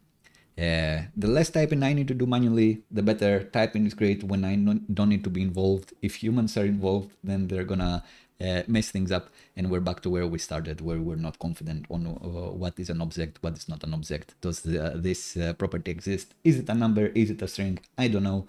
If a machine is doing it, it's gonna do a better job than I. So I love this magic typing by SvelteKit that just happens by them inferring what we are returning in the load methods, and then magically telling us, all right, this plus page.svelte has access to a data object that has all of those things you've returned in all the relevant load methods, which is the load method or load methods of this page, and also the layout load methods that we'll cover later. What else am I saying? This can still be perceived as fast thanks to streaming, which I wonder, should we try to do? Should we create like some skeleton UI? Maybe. Would that be fun? Let me know if you think that would be fun. This is a huge drawback, that without skeleton UI or without a loading spinner, if you do have a weird delay, which can happen even if you don't manually, artificially introduce it like this, it's the problem we said, where if they click on the link, then they may see the little spinner. Maybe Safari has like some bar that is trying to load or whatever, but they'll think that the site is not working, and that's not good. So your whole site will be blocked from loading. If they're already on the client-side router, then it's just the navigation that is going to be blocked from happening. But again, that feels like your app is like glitchy, like slow and bad, is what the user is gonna think. But you can get around this by introducing streaming. So maybe let's do it quickly. Instead of awaiting this result, we could do our mapping on a then.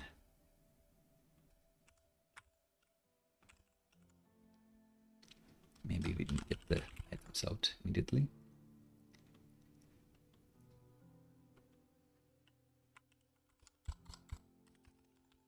It's going to be troubles in the end, because I'm immediately destructuring the items and mapping them to do the URL stuff. And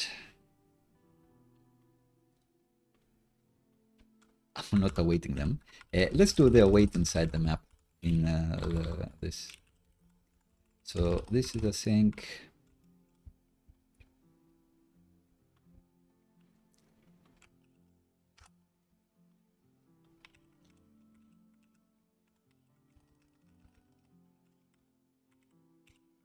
Let's put a delay there. But then you can see that the plus page.svelte has become red thanks to the magic typing here, because now it knows that travels is not an object. It's a promise that returns an array of objects. So now, if I were to do the same behavior that we did in the other example, data travels, wait for that, then travels, it's going to be this, but we can also like show nothing here.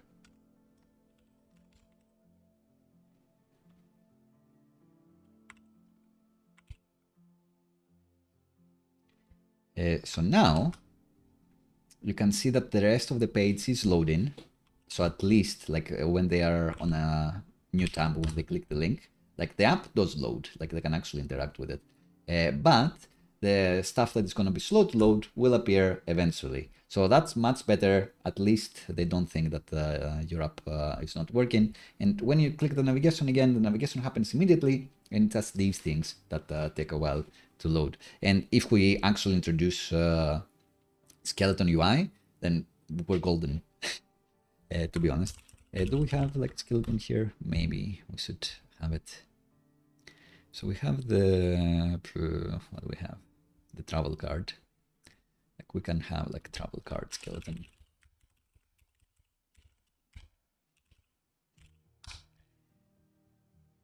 just to show how it would look like. Let's see an example from SatCN. Let's make it a new section.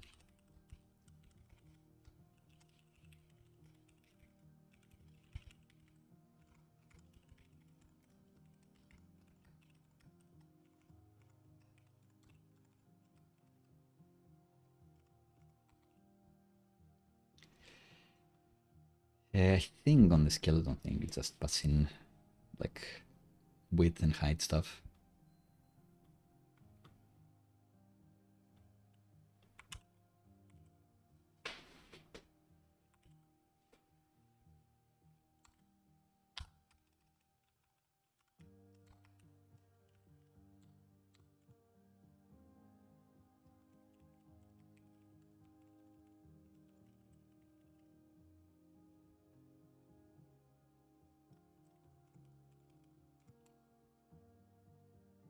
Import this.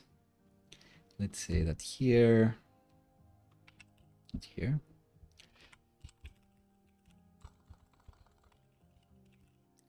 Main travel page here.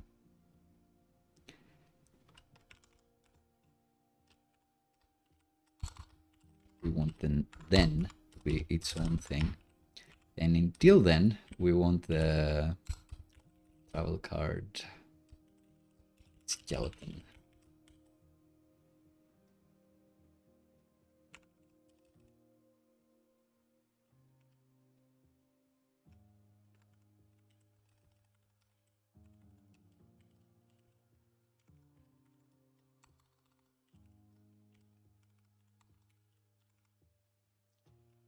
Of those, I just need to import them. Good. How do they look? Bad. Because what they should look is like our travel card. It actually looks like this.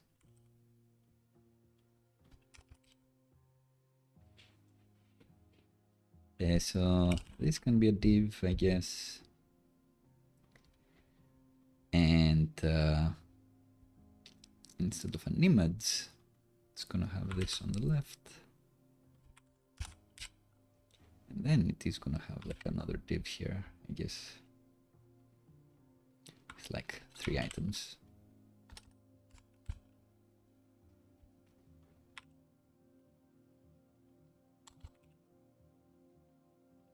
But don't want this. Kinda like this. But can I make this have like H full, W full?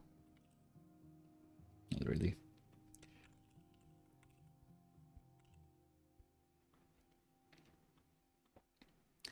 This should be bigger.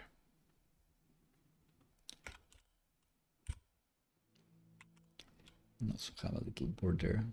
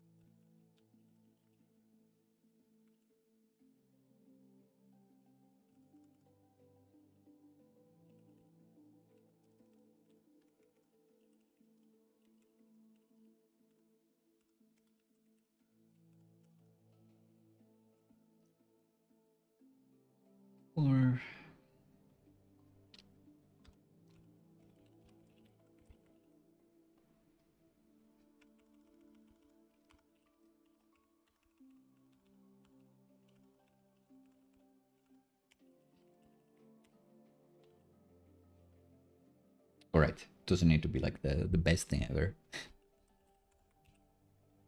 but it's not too bad.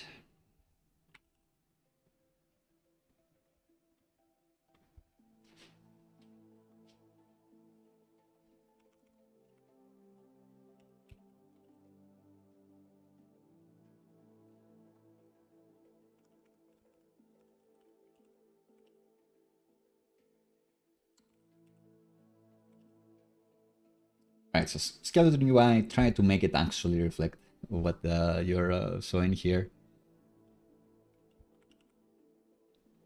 as much as you can.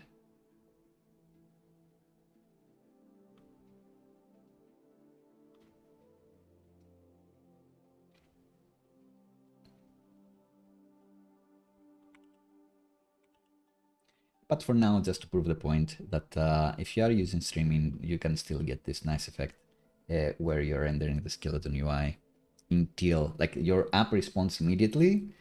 And so the user is kind of happy that, oh, this is working and my click responded, my click was acknowledged, something is happening. And you get the skeleton UI until then. The question is like, do you need like the delay functionality again and wait for this to be delayed? So not sure how to solve this UX thing. Really, many ways to solve it, but which one would be best? I don't particularly know. We don't need the hardcoded travels here. We don't need this here either. And we can remove our delay as well. Them over. So you can see that even if they go like this, I guess with the client side router, the data will already be fetched, so the promise will be resolved, so they see nothing. But if they immediately go to this page, they get the skeleton UI for like a millisecond, which is kind of annoying. So you may want to resolve this with some code. I guess this goes to show that the perceived fastness is a bit easier when you do things client side. It's easier to introduce the skeleton UI after a small threshold delay, only if you need it, than it is to do it here. You can do it here as well, but can be a bit trickier. Working with streams as well, like mapping these things, maybe it's a bit trickier. People don't like the callback hell of .10 and that sort of thing. So it's to taste. People maybe just want to await this. I don't want to stream anything. I just want to get this done. So it's solvable, but maybe a bit more work than if you're doing it client side. What else did I want to say in regards to this, if anything?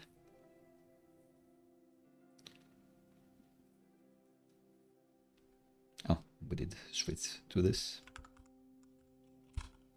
So we don't actually need this.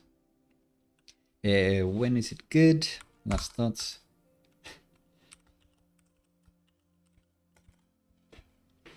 So big diagram time again can be perceived as fast even with streaming, even though it may be a bit more work to set up than what we did client side.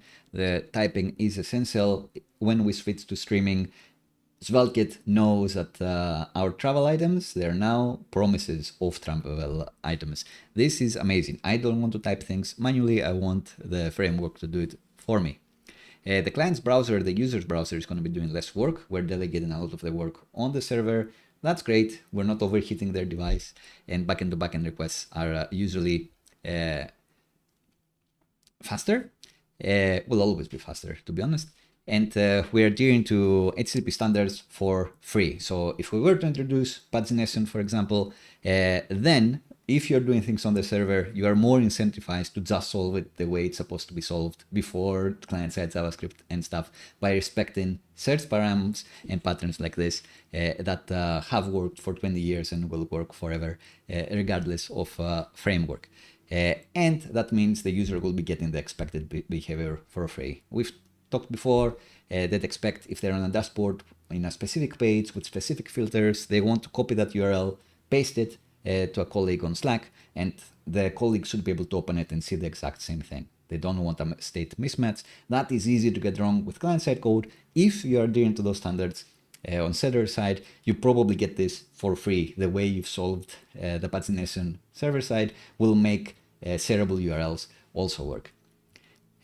But I do think it's easier, like we talked about spaghetti code before, and I do think for now this is like less code than the one we had for the use travels promise. But it can still get quite big quite fast here. So if we introduce the pagination logic, for example, that would get bigger, and it's easier to just put stuff in load methods and forget about it. So it's on you to think that. And if we want to do stuff like infinite loading, like real-time connections, we won't be able to do everything server-side at that point. We'd still need our UI to be doing some things on mount. Say, all right, on mount, start listening to this, open this WebSocket connection, listen to these server-sent events, or start polling an endpoint, or do whatever else. For infinite loading, we'd need an intersection observer or something like that, somewhere where we'd be saying, okay, when this is in the viewport, then run this client-side method to fetch more data. So it starts getting complicated again to do that sort of UX. Of course, maybe that UX is not critical for most apps, so you can just feature reject it and be done with it.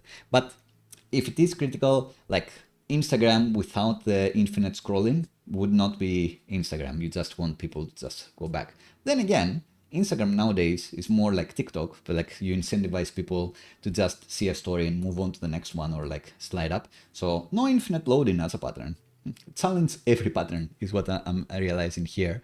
So some patterns may be easier or harder, depending on whether you're doing things server-side only or client-side, or you want to do a hybrid.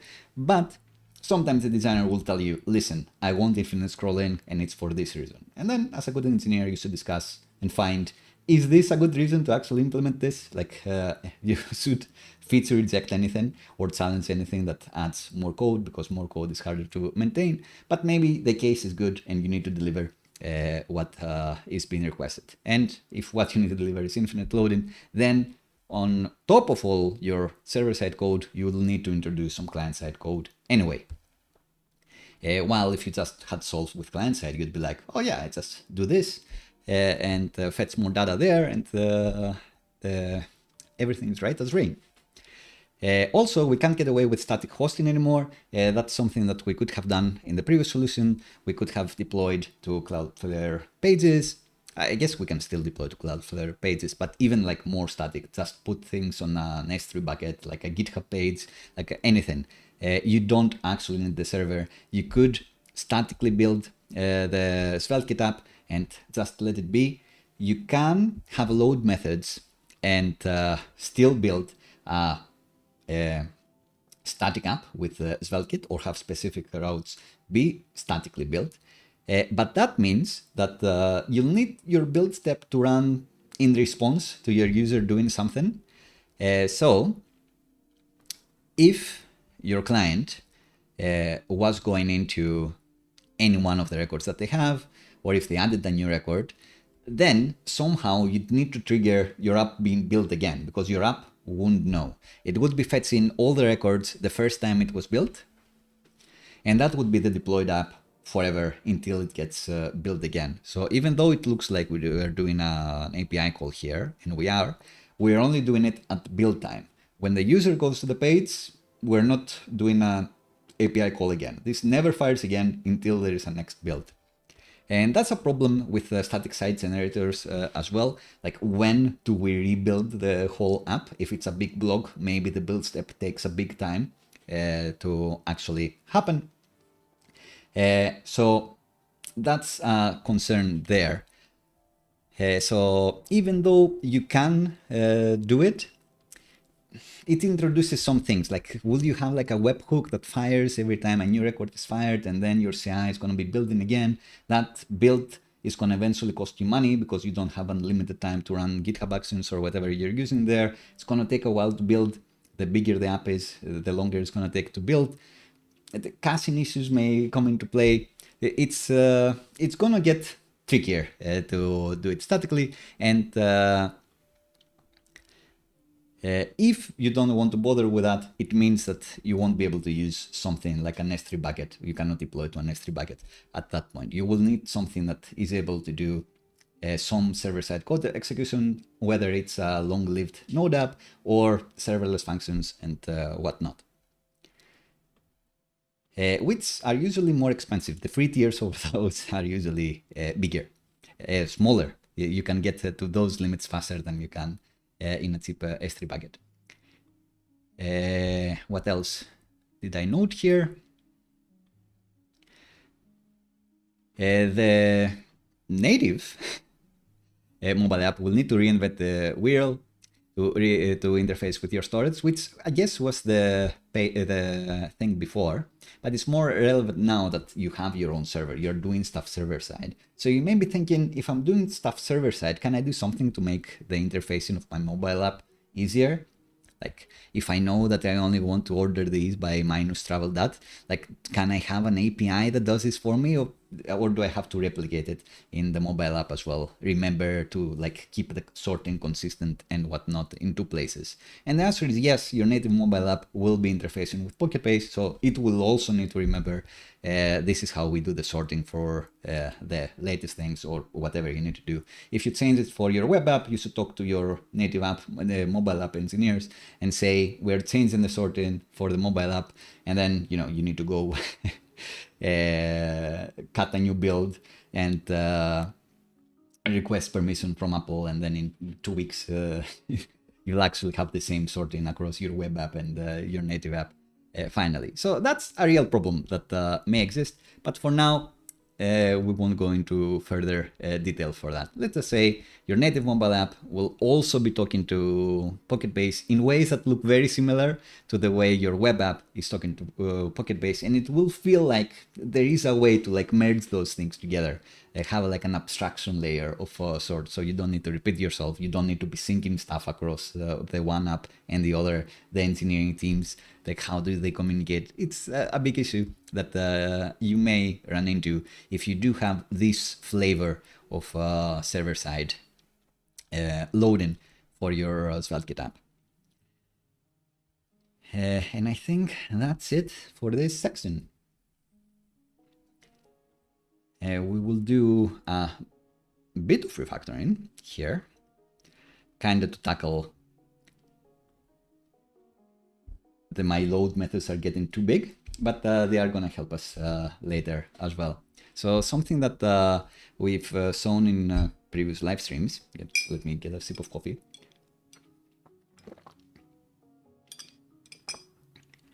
Oof.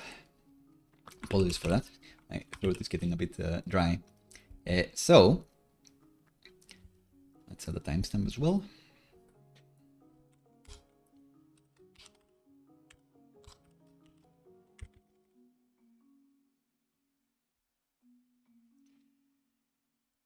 We've mentioned that it may be easy to make your load methods become huge because like you have your Supabase client somewhere and you keep using it and you need to fetch those records and those other records, the like counts, the related, like you may also be interested to these travels.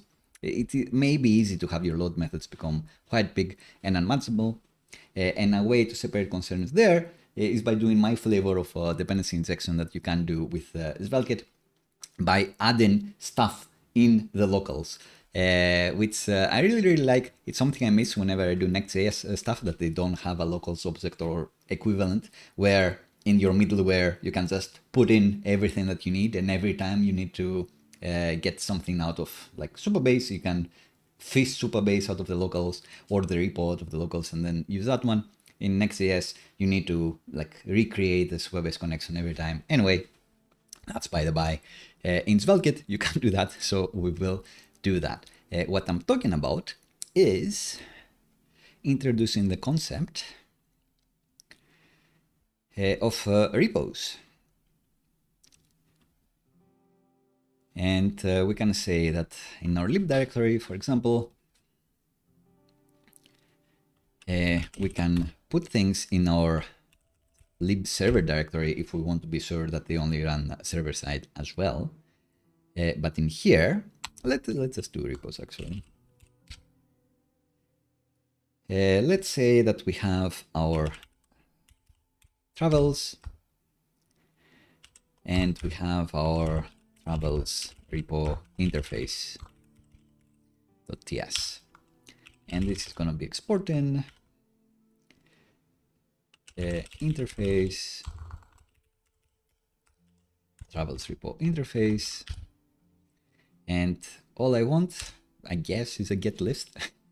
Whether that is. What am I doing in the actual load method? We're getting the list like that. That's why Copilot said get list. Let's say list. Let's call it list. Usually I do like find all or something like that, get all. And it's claiming that it can take a page limit number and options and stuff, but we can have a look at those later, I suppose. Let's just say that all it does is return a promise of travel objects. And the travel object can be this, which now this is a great place to actually export this and have the other places in our code use it. So wherever we're doing travel equals, like only here, I guess, this thing, we can import it from a different file in the one place. And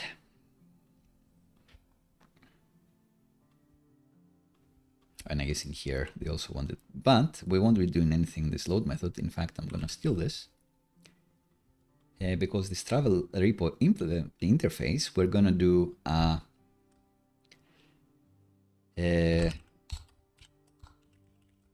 PocketBase travels repo. So a PocketBase implementation of the travels repo, which would make it easier to refactor into using Supabase for this, for example, or just a Torso with Drizzle or anything else. So we want to export a class called PocketBase travels repo, which is going to be implementing the travels repo interface.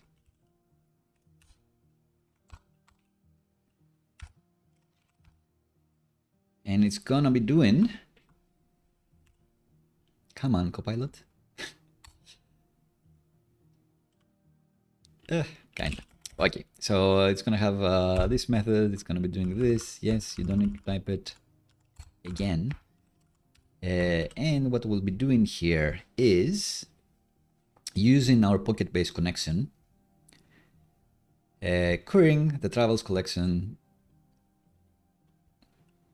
And this also means that the mapping we can just do without the nested syntax. Because in this one, we can await as much as we want. What do they call this, actually? Doesn't know what PocketBase is. Let's say that PocketBase is a PocketBase. Import this from PocketBase, I guess.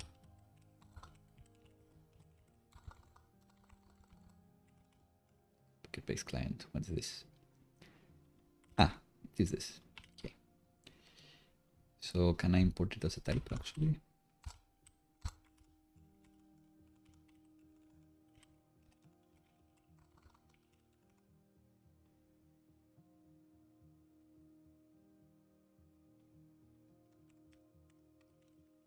The constructor, it's this, got signs,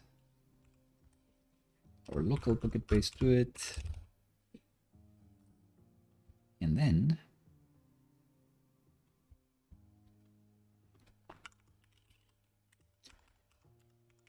we can now wait as much as we like and do the mapping that we had before, which I can only hope is this.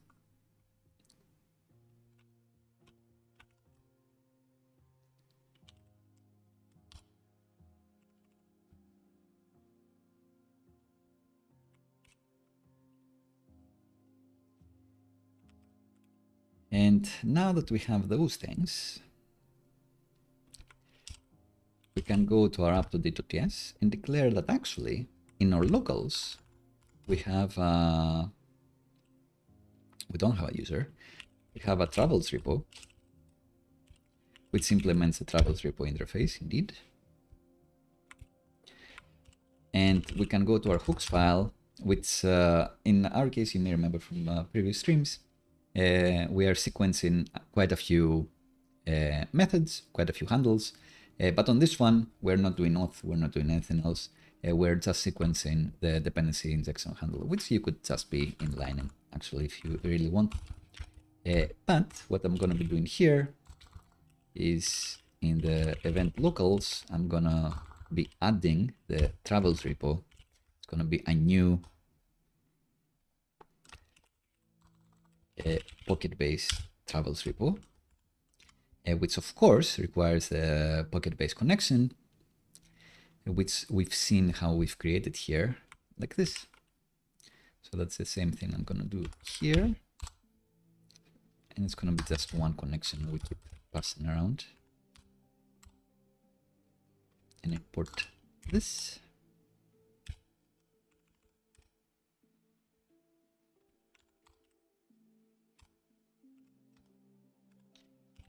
Give it the PocketBase connection. Yes, we can create it here if we really want to. But we don't need to. This can be shared. If no ifs, that's what we want to do here. And the PocketBase travels repo, just in case, let's say that this is like the public. Keep it the same, doesn't matter. Can I get the URL from like the connection?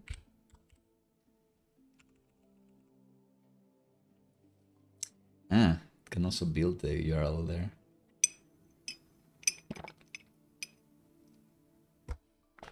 Let's have a look at this method. File URL.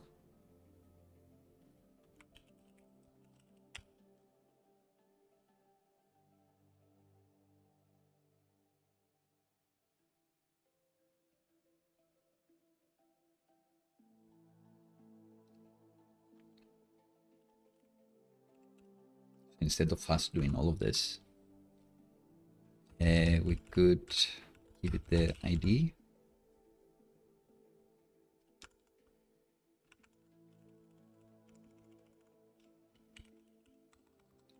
And then the path. And then it will just work.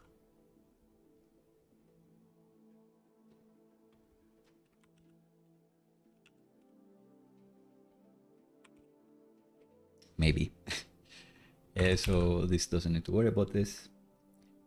But I'm doing all of this because now, magically, this doesn't need to create a PocketBase connection because it doesn't need to know about PocketBase at all. All it knows is that it has a locals travels repo, which it can call the list method to, and this is where you can choose whether to await it or not, whether you want to stream stuff or not. And then you just have the one-liner that does the same code as we were doing before. Doesn't build the URL, does the same. Let's see, how does this look like actually? It just has the thumb. Not quite. So did this do nothing? So how are you supposed to do this? Get URL. Give it a record, give it a file name, and you move on with your life.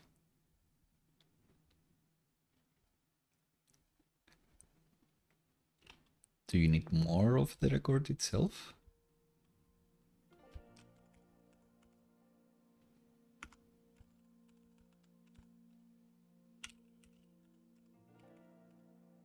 So spread the travel, give it the travel here, and then that's going to be the file. Will it just work? Yeah, okay. Because for some reason it wanted more of the object. Maybe it has the collection name. Okay, so we don't need to do like any magic here. And you can also pass helper options for the thumbs, but it's something I've done offline. You don't need it. Let's have a look at it. Actually, So on the travel card, you'll notice that I'm doing some things to derive the source by appending the thumb and the retina thumb, which is double the size. I guess I could be using a method from the repo to get the file URL and pass in the width and height options as a little helper. But since I know that this is how it's supposed to work, it's going to be fine. It's fine. Right.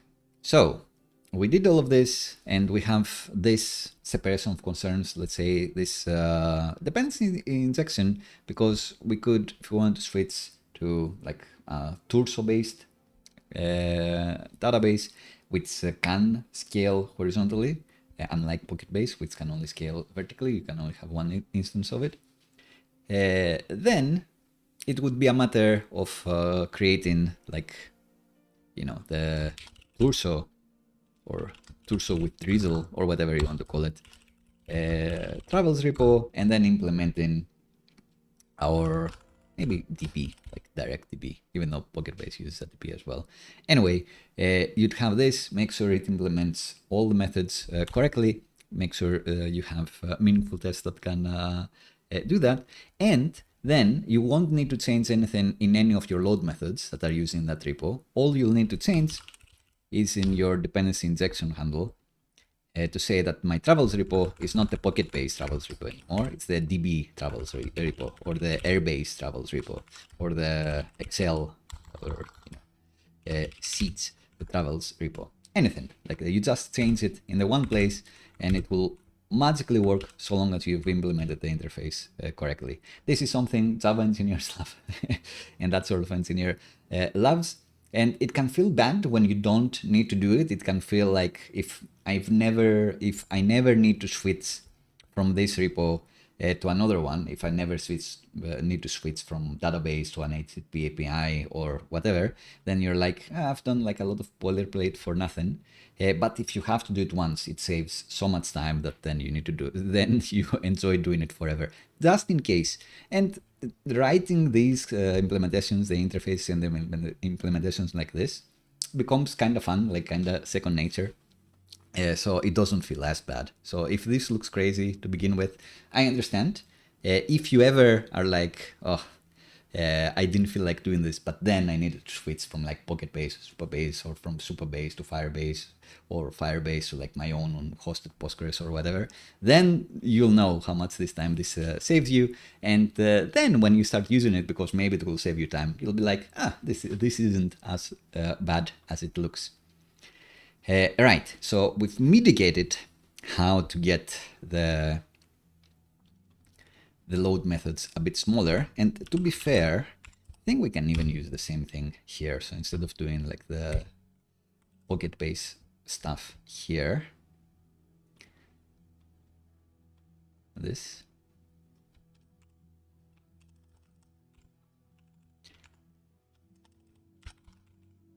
we can ignore the result, and we can see that actually, how would we find the locals? Doesn't matter, I'm not gonna do it now. Let's say that here, travels repo.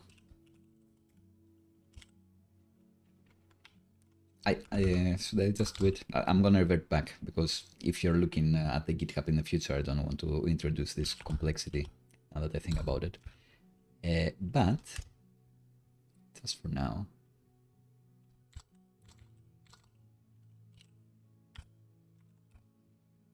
you could, in theory, use this the same way.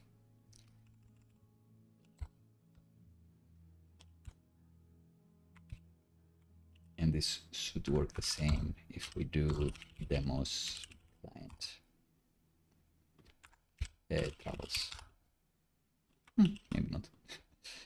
So yeah, I'm not gonna worry about this too much. Who knows?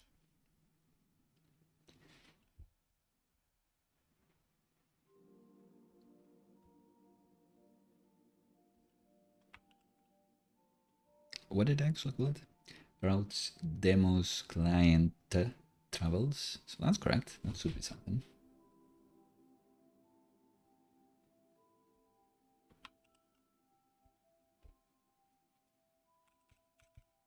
this ever work?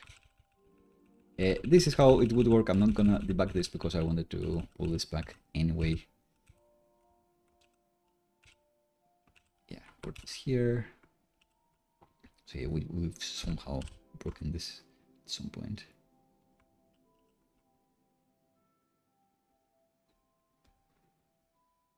Append child on node.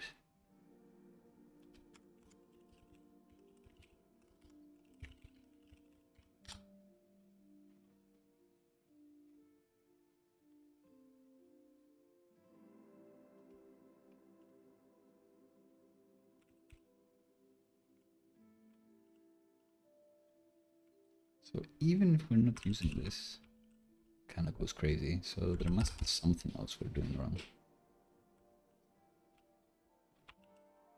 Yeah, I'm not gonna worry about it too much. We saw this working before. I'll kind of work now, so maybe it was just restarting the server. Oh well. Oh well, he says. So yeah, I do think if I were to bring in the repo here, we could do the same thing. So all the changes we do with the ordering and pagination and stuff, they would immediately apply. But for now, let's just let it be and stick to the plan, which is how to use the dependency injection repos, dependency injected repos, in server-side load methods.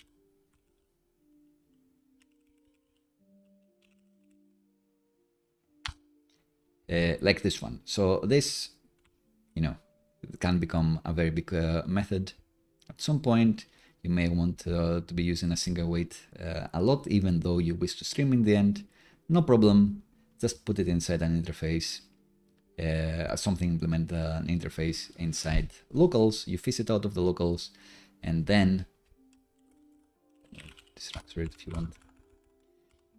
And then it's just gonna be like our one line to use it. Could even do this. You can one line as much as you please. But yeah, we're not gonna actually do that. Maybe we're gonna be adding pagination. Let me know if that'd be interesting for you to see, as always, or else we're gonna keep going with the plan, and then we're gonna be hitting our own /API route.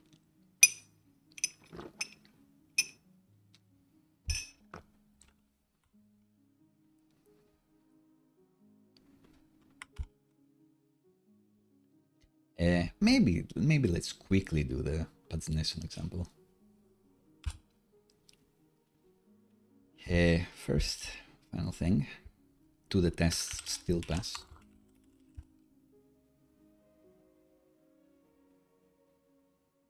Yeah, great, awesome. So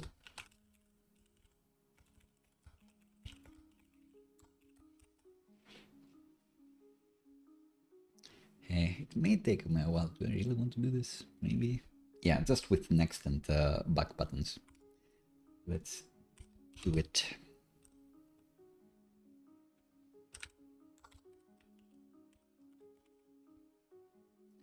So just to show some of the maybe benefits of doing things server side, and we've said that one of them is how you respect web standards. Let's see how we can do pagination with search params. So the idea is that if I go to $page equals 2, if the search param for page is 2, like sometimes you may want to do like p for page, but maybe you want to be explicit. Doesn't matter, like a few extra bytes, it's not gonna bite you. The idea is, if I do this, I want to go to the next page. I want to get more results, which means that our interface actually is going to be taking a page parameter suddenly. It's going to be a number. And you could also be getting a different limit if you want, but if you don't expose the user what the limit you want to be is, then you don't need to account for that. You decide how many items to bring, which is usually according to the viewports that you expect will be looking at your site. Just get a few, so everything above the fold, like definitely have stuff above the fold. but don't have too much stuff below the fold. That's the advice that I can give here, but it's a huge subject. Anyway, we want our list thing to be taken in a page, and then we don't want to just return the travels anymore. We want them to be returned in a travels object. It can be an items object or whatever you want. And we want to get that page back, potentially, and the total count, I would say. So we know if there is like another page or not. And you know, we made those things up. Maybe you don't need to return any of this. Maybe you want to return like booleans for like has more, boolean, has previous, like whatever, like you make those things up. I like using current page and total count. I think that's one good way to go. But now our list implementation here is not satisfying the criteria. Mainly, it's not returning an object of travels, and it's not returning the page, which it can get here. And maybe we can call them like definition options. Page number.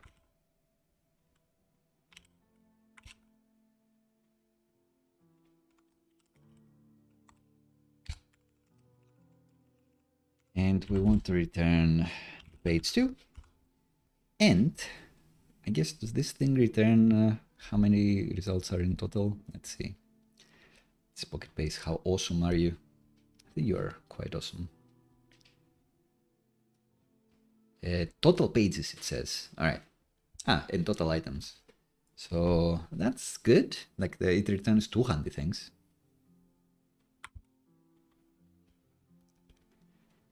So it returns the things it takes, which page you want, and how many pages, how many items you want per page. Great. The amount of pages that are in total, which is good, and the amount of items that we have in total. I guess this is like derived. Like, do you want to derive it, or do you want to let the thing derive it for you? Let's say that we derive the total pages for us. So it's going to be results, total items. So do we respect this? Let's say yes. Nah, it's a count. Let's say total count. So now we're implementing the interface, but of course, where we're using the interface, we're not passing in anything. And maybe we want this page to be optional, you know?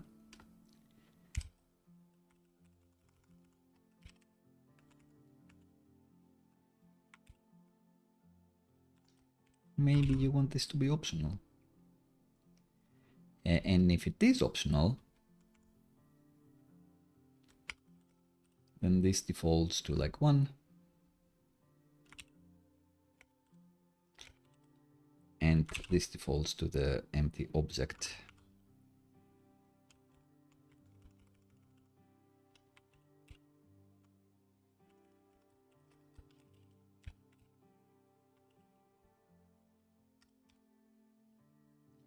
Flipping out less. Yeah, great. But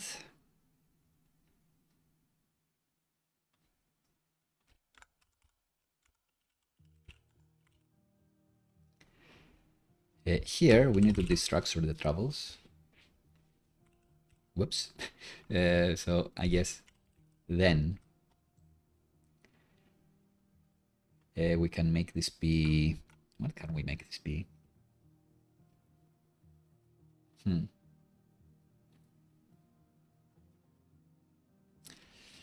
What can we make this be?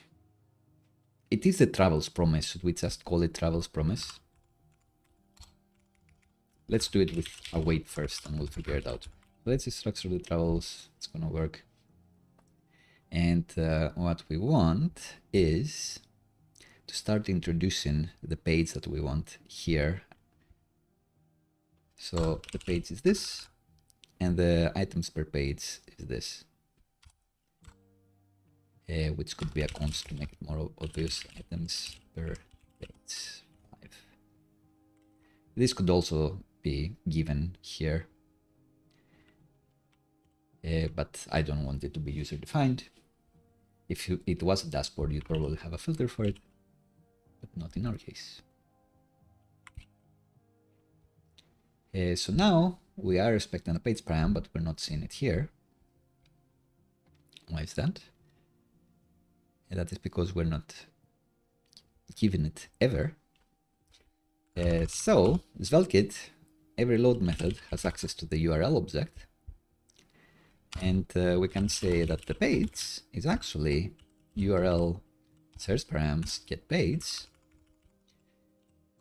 And because we've typed this as a number, actually, we can say that I want to parse int, whatever you have on the page here,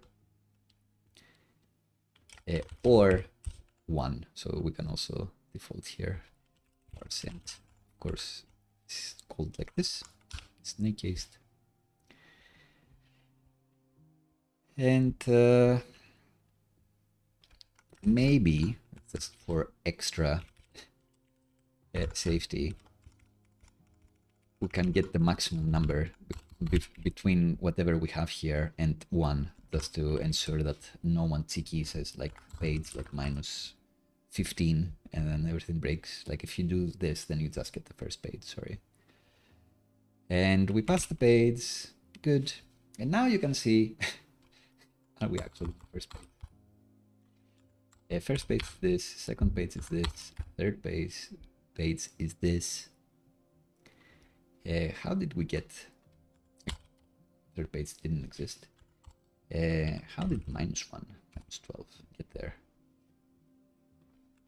Who knows?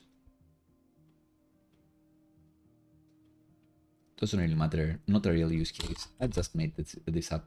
We just in real life it would just have 1 page or page 2 according to how many results we have.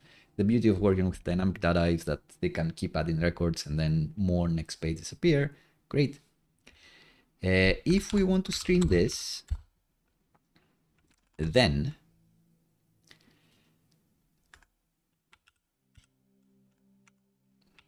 I guess we can call this travels promise.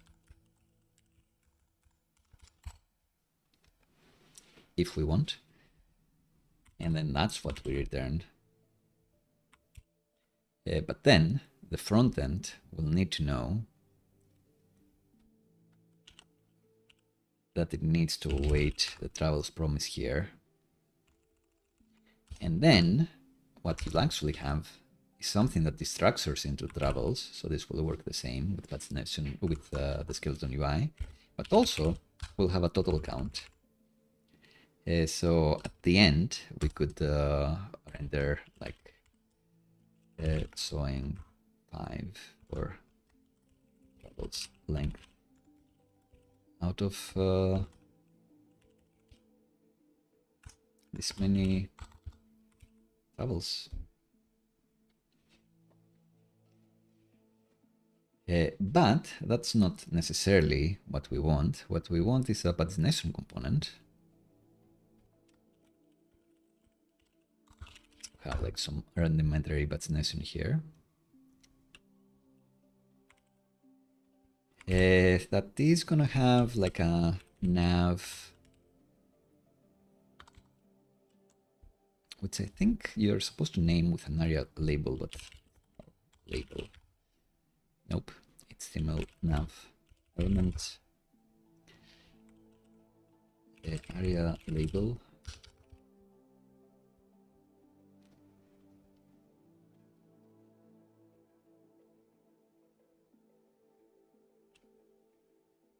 Should we just do area label?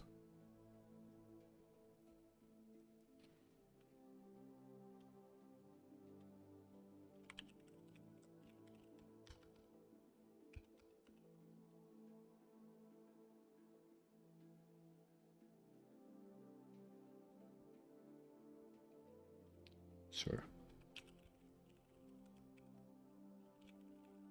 Just name this Pagination so we can find it in our automated tests. And we want to have like a script tag, TypeScript. The props for this are gonna be travels, current count, or visible count, total count, what's next, has prev. We won't do a too complicated Pagination component, as you can probably tell. And we're gonna get all of these things from the props. Finally, Copilot can do Svelte 5. First time this has auto-completed so well. So this will be visible count. Put those things in strong elements.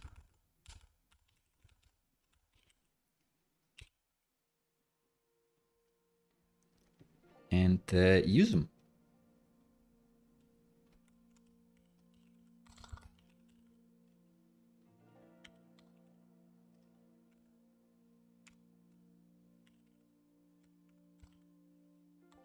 You can do it. You can do it, Copilot. I just praised you. You can do it, VS Code. Yeah. Just needed to believe. So travels, length, total count. Total count is what? Total count. Same thing. Has prev. Should be if paid is more than one, actually. Should we have like current page? Yeah, let's return this from the server. Let's say current page is page.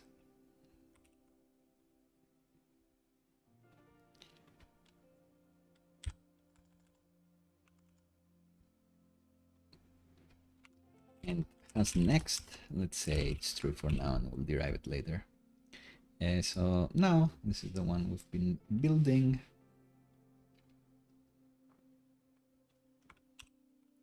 Should I change this up for variety?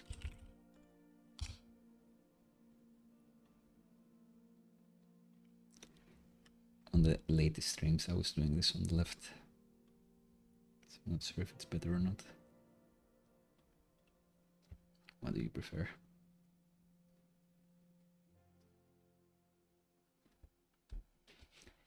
So now we have this, and in our Pagination, let's say we have if has prev, we'll have like a few buttons.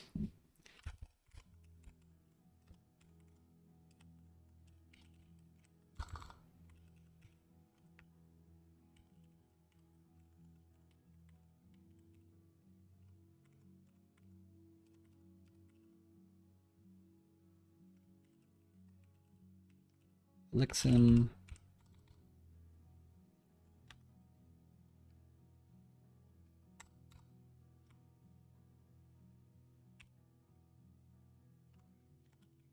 gap 4, 2.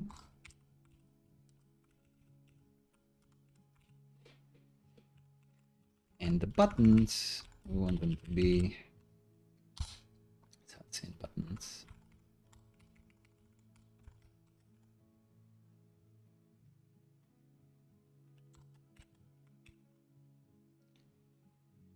Actually links.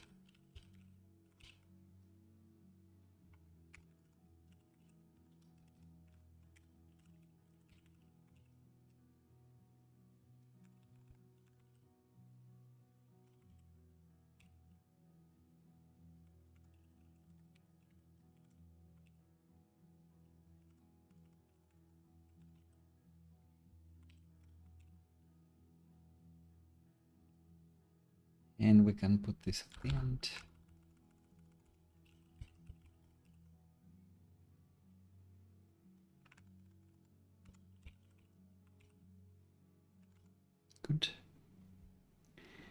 But we want this to do something. So what we want is the page ref. Let's derive a few things. Next page href is derived by, we can make this be a function because it's going to be kind of complicated. It's going to be, let's create a new URL.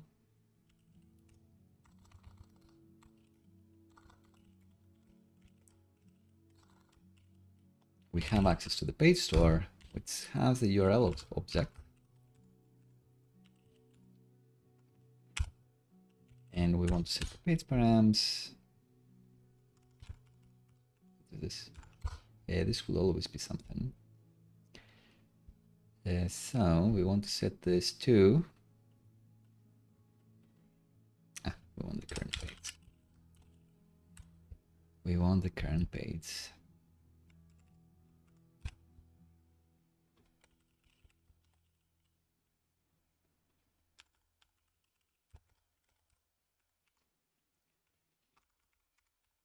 And we want to turn this into a string.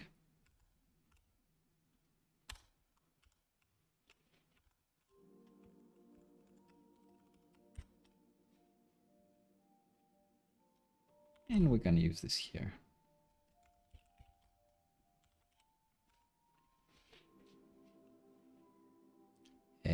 If we return it to string. Good. So let's manually go to the second page. We are. Click previews. Nan. Whoops. We were not getting the current page. Whoops. But we don't need to. Actually. Let's say current page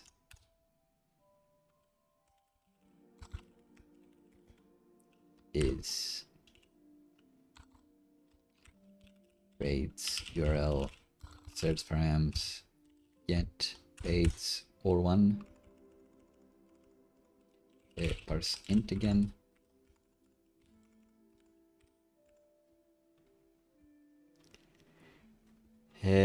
And I guess it can be given. I don't like that. I don't like doing the same code again. It reminds me of the code we did before. So let's go to the server. We are returning the current page. Sorry. We had this all along. Right, so current page is a number. Great. What's the problem? Cannot find this because I stopped using it. Use it, should be fine. Let's do none here. We kill the server due to none.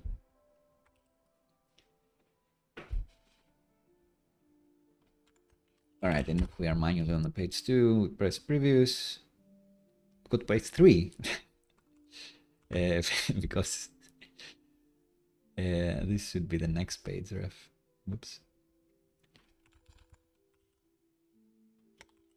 Which makes sense. We are on the first page. We click this.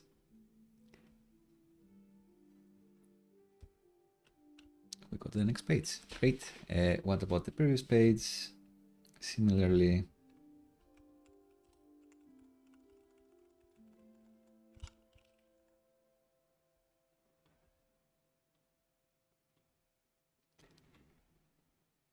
Similarly, we're doing this, but we're doing minus here. Gonna have a little method that does all of this for us. Let's refactor it. But use this here. Great. Next page keeps going. Previous page, we're back. It works. So what remains is to actually use whether we have more results. And I believe, what did we do? We have pages in total count. So maybe here. But the nation component could figure this out, to be honest.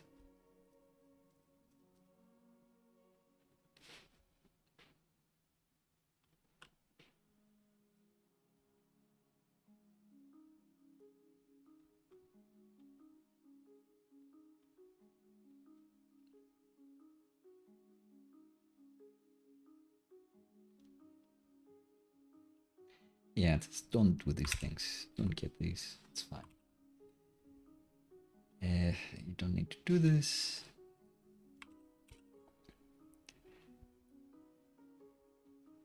We can just derive the as ref is gonna be derived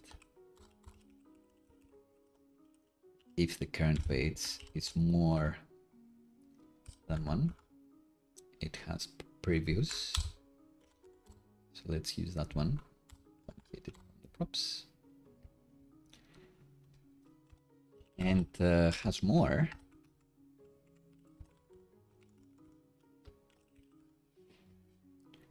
Is gonna be a current page.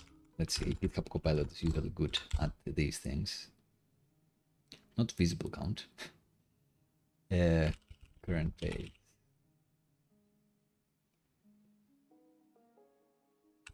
Seal total count, visible count. I think that's correct.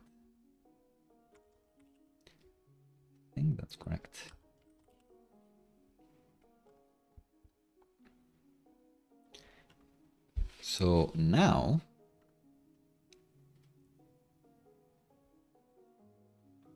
at the first page, we have a next button, but no previous button. The next page, we have a previous button, not the next button, because that's all the results we have.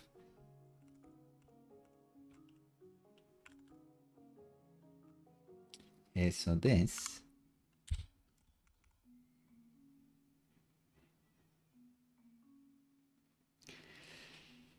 this could be, what could this be? This is just the per page, isn't it?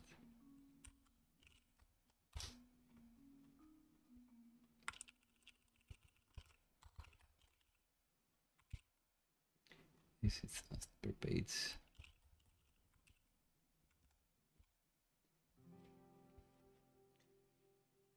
So now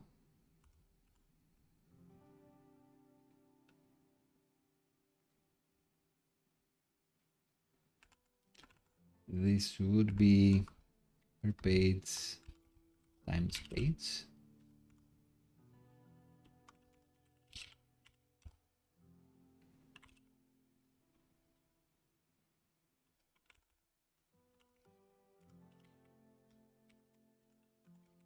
Minus per page.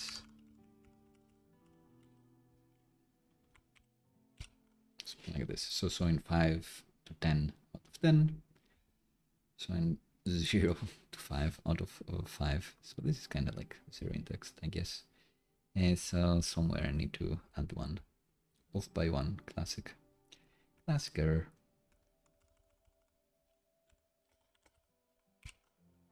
There you go.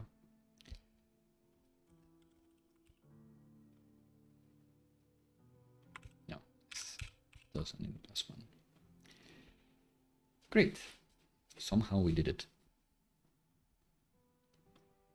We should be adding more tests to this, but that's fine.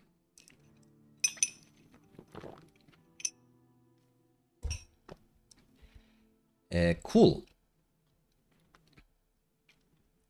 So we added some pagination, and again, the thing is, imagine we have a dashboard with many filters as we've done in previous streams. Now you can just copy this page, paste it to your friend with all the filters that you have, and then when they paste it, they see the same thing, the exact same thing as you do. Because it's all based on this server-side logic where you pass in the page param that you get from the search params of the URL, and not just client-side magic. Even though we did do like quite a bit of client-side magic here, because we started from doing stuff with the URL, with the search params from the URL, then even our client-side magic is doing stuff with the page URL. That kind of ensures the consistency. So we did things with links instead of anything else crazier. And yeah, the UI here could be better. We may change it in the future, but for now, I think it's kind of cute.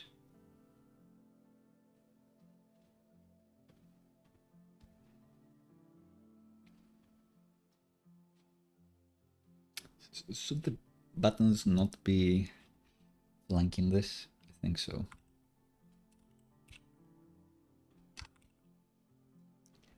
I think previous and next button should be after this. All right, so that's done.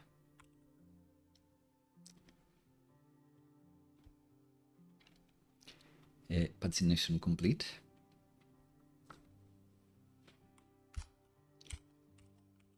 We're almost there.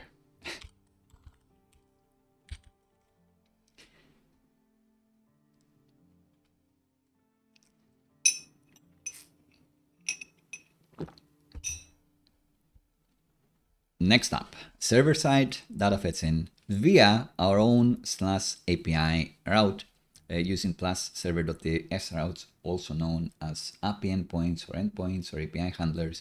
Have quite a few names. So now our SvelteKit app, the web part of our monorepo, was always this. And now we're kind of changing it a little bit.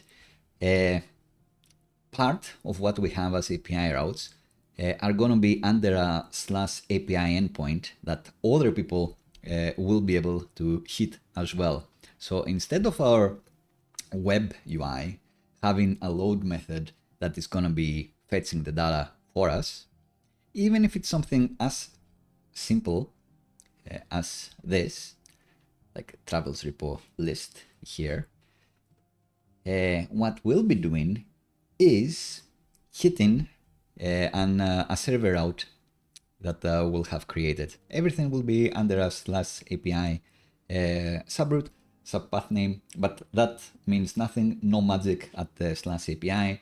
Back in the day with Vercel or even Zeit, as they used to be called, and Next.js, /API did do special things, having things in an API directory did do special things. Now it does nothing.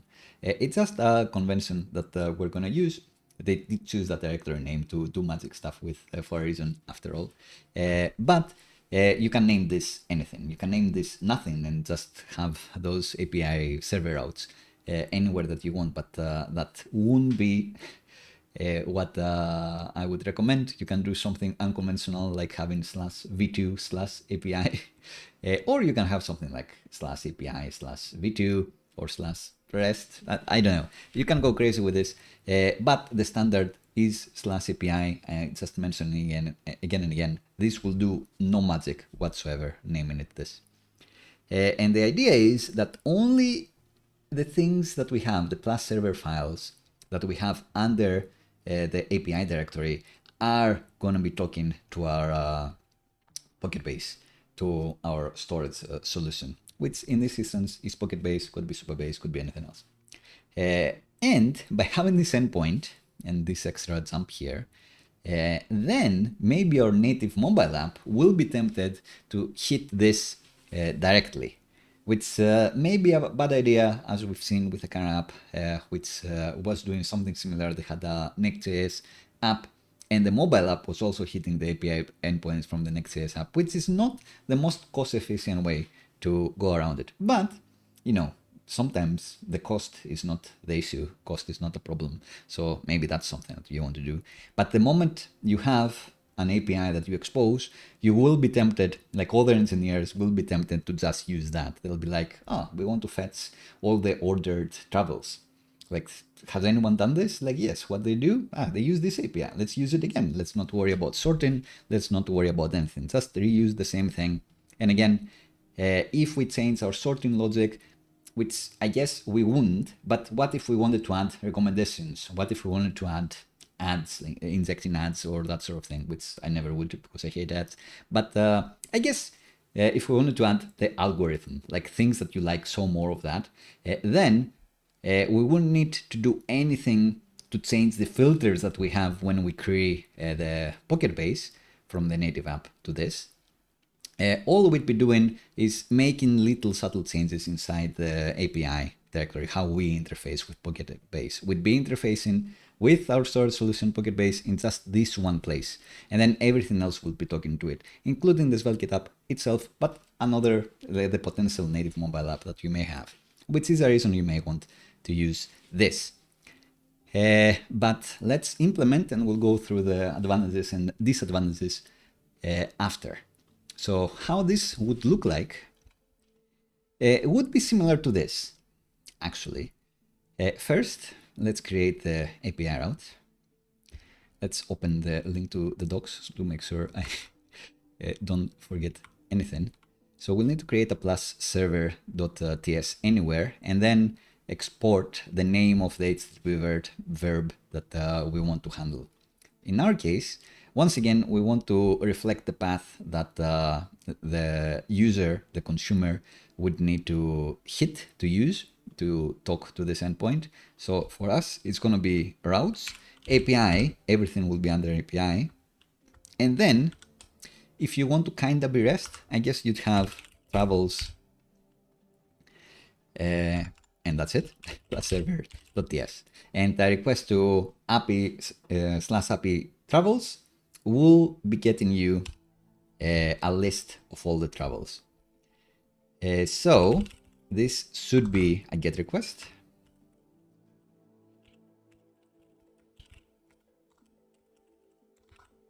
Be a request handler.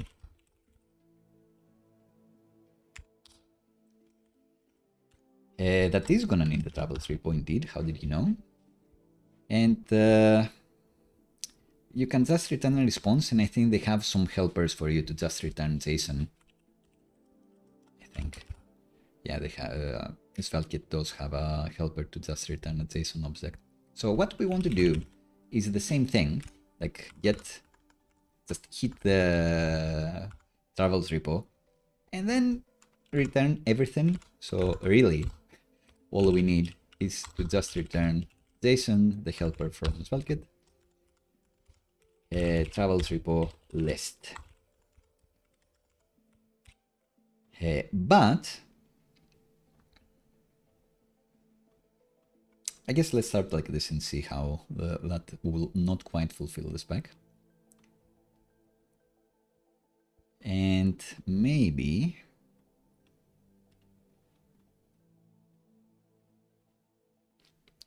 let's copy all of these into demos internal API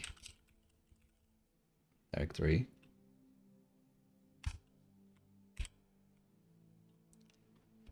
So let's go to demos, internal API travels. And the pagination component actually there. And let's put it in our, let's leave it here.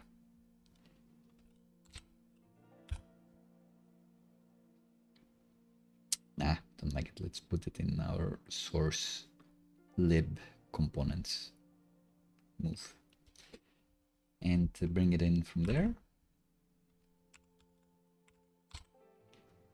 both in this page and our core travel page.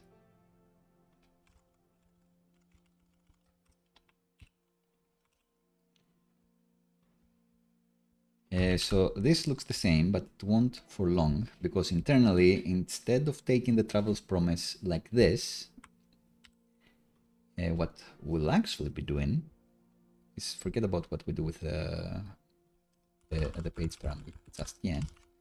We won't be using the travels repo directly, but what we will be using is the fetch that SvelteKit is putting into the load methods. So this is a special fetch that has a magic property that is going to be handy here. And like every other server-side fetch, the regular node fetch on the server, it can take relative URLs so long as they are talking to things that are within your SvelteKit app. So if it's a relative URL, but it's actually with some like server magic, routing magic. It's actually hitting a different service that's not within SvelteKit. This is not going to work. A relative URL is not going to work. It needs to be a relative URL that resolves to something that you have within your SvelteKit app. If that happens, it's not actually going to do an HTTP request. It's not actually going to do an HTTP fetch. It's just going to run the method that you have specified here without the extra HTTP call. It saves you one call, really, which is cool. So what we want to do here is to fetch / API travels. And that sadly is not going to be the travels promise. That is going to be a response, and then we can do like the response JSON thing. And then the travels promise sadly is untyped, so you miss the return type here, but you can actually type this as what the return of this. You can say that it's a promise of whatever. And I wonder, in our server endpoint,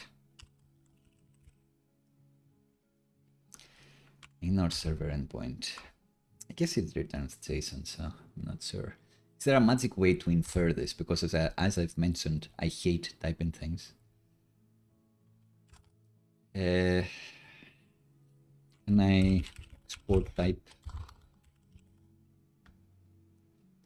a list travels equals infer return type of like this method? Probably not. Oh well. Let's say, because I don't want to miss this, let's just type it in online and worry about this later. Ah, wait a minute.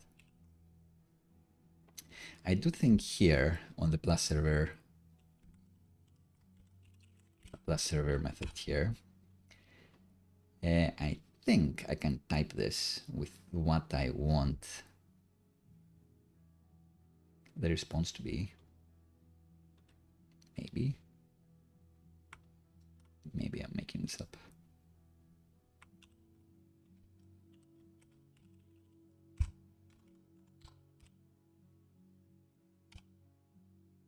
Because this is going to be JSON.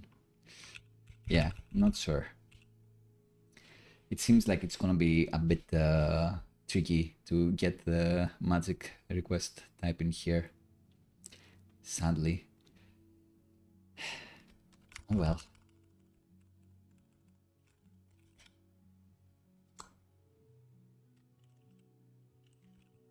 Okay, so I am going to manually type here that travels is going to be an array of the travel object, so I need to like use stuff from the travel repo interface again, which I don't like, but hey.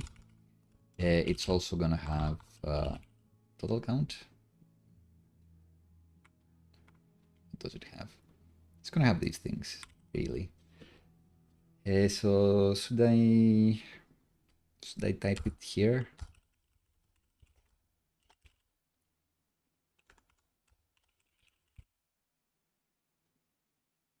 List travels response, it's this thing. And then in here, I say that this is list travels response. So I did need to type a few things manually, but I did it anyway for the interface. So maybe that's fine, sure. And now, I would think that this would work the same, but clearly it doesn't.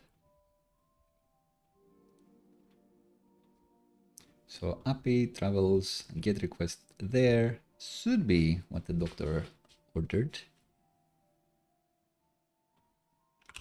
Not this one. This endpoint, it's in API travels. Great. So what's the problem? Should I wait this? Yes. Yeah, we're not streaming here. Sure. So wait for this to resolve, and then like visually it feels like it works just the same. And indeed, thanks to the magic fetch that SvelteKit is providing, we are just calling this method, which means no extra HTTP call, even if it's backend to backend. the speed is going to be the same. Effectively, it's going to be the same, but it's more of a hassle to do this manual typing here to understand what the travels promise is. So we're doing this relative fence. Then we're just parsing the JSON that we know that we're going to get because we're in control of creating this API, and we're returning the travels promise once again. If we didn't want to stream anything, much like before, we could just await this fetch and return the travels anyway. If we wanted to have like an is-delayed logic, we can do it the same way to only show the skeleton UI if this takes a while. But we're not gonna worry about this yet. Why are we doing this? One of the reasons could be that now this /API travels is something that the mobile app could be using as well, or other apps that you may have. You could be using them, but be aware that this may not be the most cost-efficient way to run this, at least when it comes to server costs. So if you're deploying this on the edge, having the serverless functions spin up and execute could be slower sometimes, and could be more costly. At some point, Vercel does charge you quite a lot. At the same time, what is money anyway? What is server cost anyway? We've mentioned before, and let me go to this example. Let's talk about when is this good.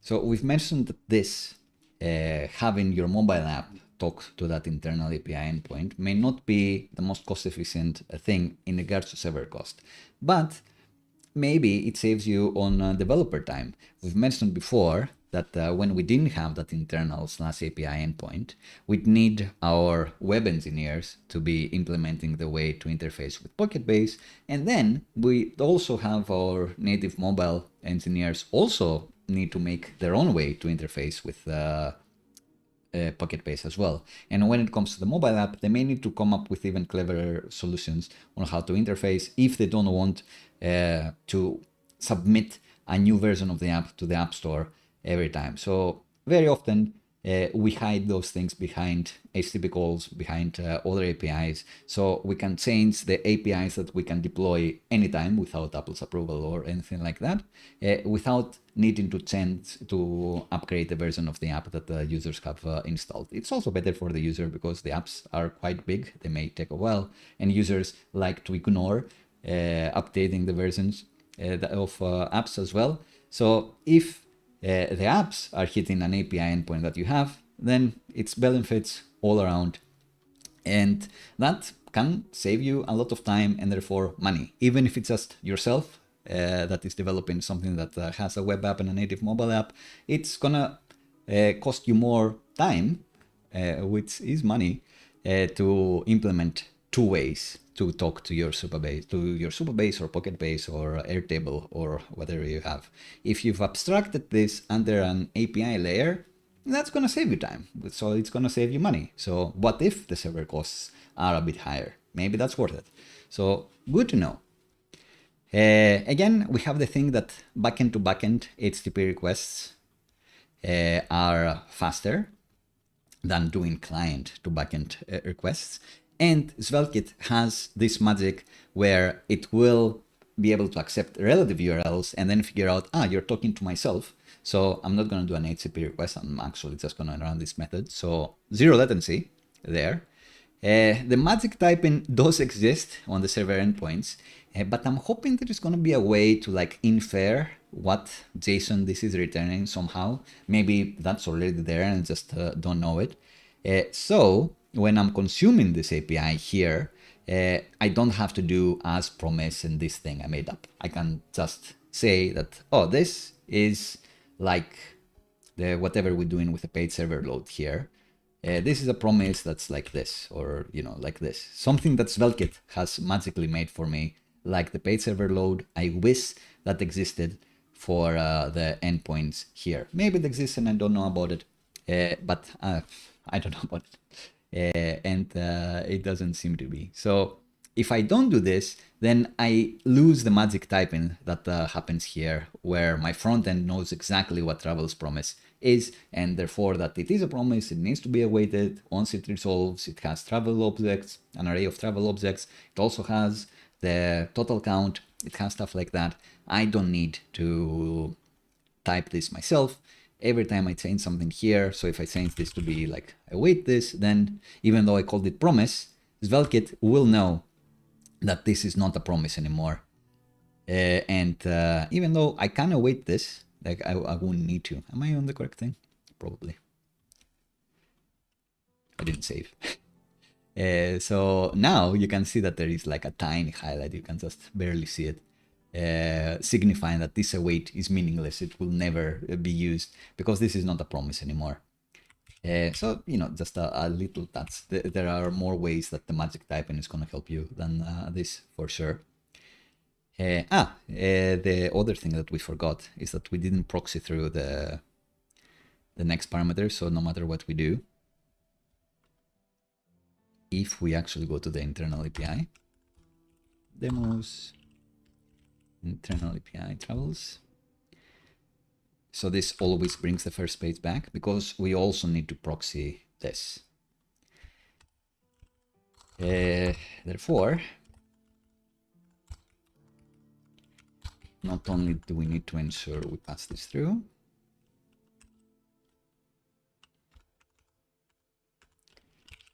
page equals page. We want to ensure that our travels endpoint is also doing this, or something like this. The URL store, get the search param, and pass the search param list object, and that should be pen. Pagination works again. New images, front and back, all good. Drawback is that it's starting to feel like we're doing the same things like twice. I think I've mentioned that it feels like you're doing twice the work for like the same result. So why do this? And we've mentioned that maybe like someone will say we're separating the concerns again, but I think you can separate the concerns better with the dependency injection with like the repos. But what if the other web app that you have, or the native app that you have, or the desktop app or whatever, wants to hit that API? Then, you know, having that internal API is good. What do we have? You can still do streaming. Still, the client browser does less work, the same as the regular server stuff. Still, you are adhering to the HTTP standards. And I guess that's what I wanted to say, that you are kind of encouraged into separating the code into more digestible bits. So if you have to do this, if you have to have like an API endpoint for your code, then you'll need to, at the very least, make this a big file, but keep your regular Svelte code, like this page server load method, is smaller than this. So the thing I do with dependency injection is just something I'm doing, something I made up, being inspired by others, of course, and engineering practices from time immemorial, but it's not like a standard. You don't see it in the SvelteKit docs, or you don't see it anywhere else. Dependency injection in JavaScript isn't like a big thing anyway, maybe with TypeScript. Like if Next.js brings in the locals object, that concept where you can pass in a locals object everywhere, I'm sure it's going to get more popular quickly. But as it stands, you know, that's something that Johnny likes. So not a lot of people are going to do it. But if you hit the internal API there, then people are going to be faced with smaller load methods and bigger endpoint methods. So separate the concerns, like you are kind of forced to separate the concerns if you're working with API routes. That doesn't mean that your API routes are going to be small. So from putting things, having big files on the client with our client-side data fetching, to having big load methods, to having big server files, like there is always the possibility of having spaghetti code. And in this case, you know, it's your server files. Maybe those are the ones that no one wants to open because they are so long and I don't get what's happening. And again, the drawbacks that we had with the other server-side flavor is that doing things like infinite loading and real-time connections are still gonna have you do stuff on the client, which maybe you haven't done anything on the client with an implementation like this, and suddenly they tell you we need infinite loading, and suddenly you're starting to do stuff on the client. So suddenly a lot more code that you need to do anyway. And again, you cannot statically host this, definitely, and you probably need a dedicated node server for this unless you want ballooning costs. But if you don't, then the native mobile devs are going to be tempted to use your API anyway, and then you may need to pay quite a lot in server costs. But is that a drawback? I don't know. It depends on how much time you're saving, how many fewer engineers you have because of this, or how many more engineers you have because of this, because you've grown and you've gotten seed funding and now you can spend millions. I don't know. It all depends, but it's a common drawback that I wanted to mention here. So I think that's the most of it, actually. We have like one more fun one.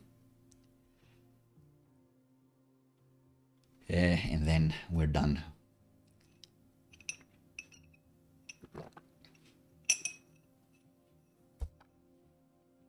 So, ladies and gentlemen, it's timestamp once again.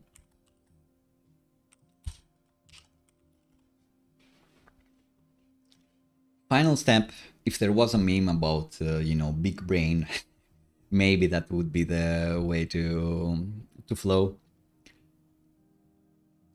That the simplest, the smoothest would be not loading the data at all and having the hard-coded data. Then client-side, then server-side with API routes, and then server-side, but it's a dedicated backend that you own and you deploy in a completely different service, not within your SvelteKit app. Something completely different, can be in the same monorepo. Of course, I do think monorepos are the way to work with bigger projects in 2024, even if you need to have like a Swift app, like I would put it in the same monorepo. It doesn't have to be everything you're doing in TypeScript or JavaScript. It's there, put everything in a monorepo. Some engineers to say, no, I'm not going to put like my Rails code or Java code or C# code in there. That's crazy, Johnny. Why are you saying this? But, it's an argument. Anyway, if it is indeed full stack, if everything is JavaScript or TypeScript, definitely monorepo is the way to go. But I digress. Biggest brain time would be that you have a separate API that you own and you deploy something else. And your SvelteKit app, as always, it does have the API routes. It can still technically do everything we've shown so far, but how we're going to show it is that instead it's going to be similar to our last step here, but instead of fetching from the internal /API travels, it's going to be hitting the other app that we're deploying, which could be Bun and Elysia. That's the thing we're going to be implementing today. Could be an Express server. I think that's still the most popular one in JavaScript, TypeScript. Fastify should be the most popular one nowadays. It's modern and awesome, but could be a completely different language. You could be doing Python, you could be doing Go, you could be doing anything. And it wouldn't matter. And you'd probably have a separate team maintaining this. So even more engineers are getting food on the table thanks to you. And the native mobile app also is going to be talking to this API that you create. And if you have like a dedicated team, if this is like a dedicated app, or we're exposing like a public API or even an internal API for our own apps to use, then you're going to have people that really care about this, really care about benchmarking it, really care about making this fast and efficient and cheap. So you'll have people that are going to be optimizing to make this the best bang for your buck possible, which is good. This is something that will help keep costs low. But again, maybe, this is cheap. Maybe you've gotten away with statically hosting this in a bucket, so this is cheap as well. But hosting costs aren't the big thing. Now you have like a separate team to do this, separate team to do this, separate team to do this. You have VP of engineerings and principal engineers all over the place to keep people in sync. So, you know, the salary costs are going to get you, if not the server costs. But it's worth mentioning that this could be architecturally, this is the way to go. Practically, not. This is a reason that I'm a bit dated about a lot of the engineering bits, that the most important things to making your idea work, to make your startup get funding, to make your big startup IPO, is not really the architectural solutions. Like I'll mention again the Kara app, which had the debugger of, we'll need to pay 100K to Vercel, and that was perceived as a bad thing. But, you know, they got the PR, the users kept growing, and everything's going fine. Lero, being awesome, reached out. It's like, let's work out a deal. They got some Vercel experts to help. Like, amazing, like smoothly done.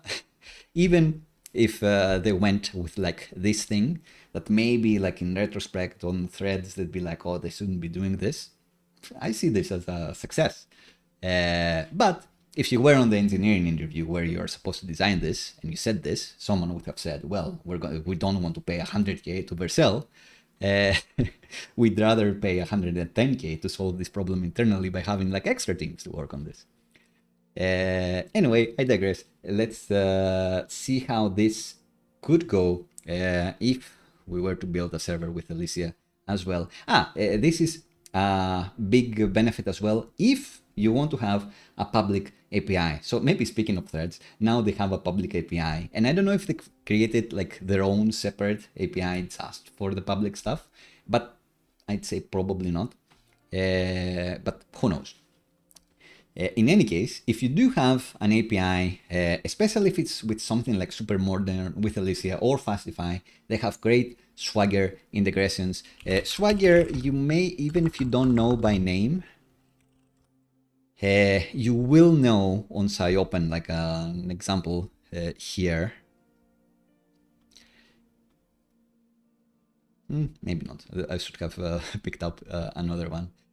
There you go. So you may be familiar with something like this, where you have the description of an API and you can see the verbs that you can use, the HTTP verbs that you can use, the status codes, what you get back, you can try it online. This you get for free by integrating with Swagger, by adhering to like a specific format. This used to be hard to do. There are other standards like OpenAPI that you can follow, but nowadays with something like Fastify or Ban and Elysia that we're going to use today, it's just add this node module, run this middleware, 3 lines, 1 minute, and then you have this awesome looking API, like some docs for free, I guess. And if you have a public API, having something like this is essential for people to be able to use it properly.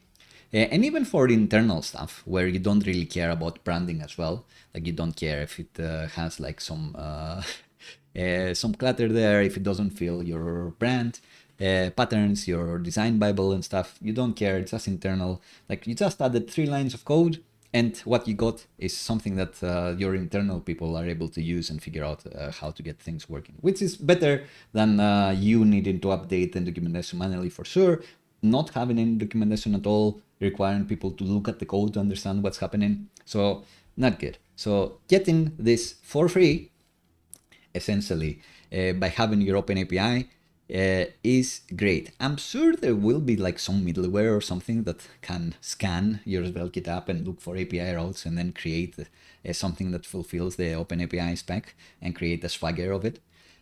But it's again something that someone will need to maintain.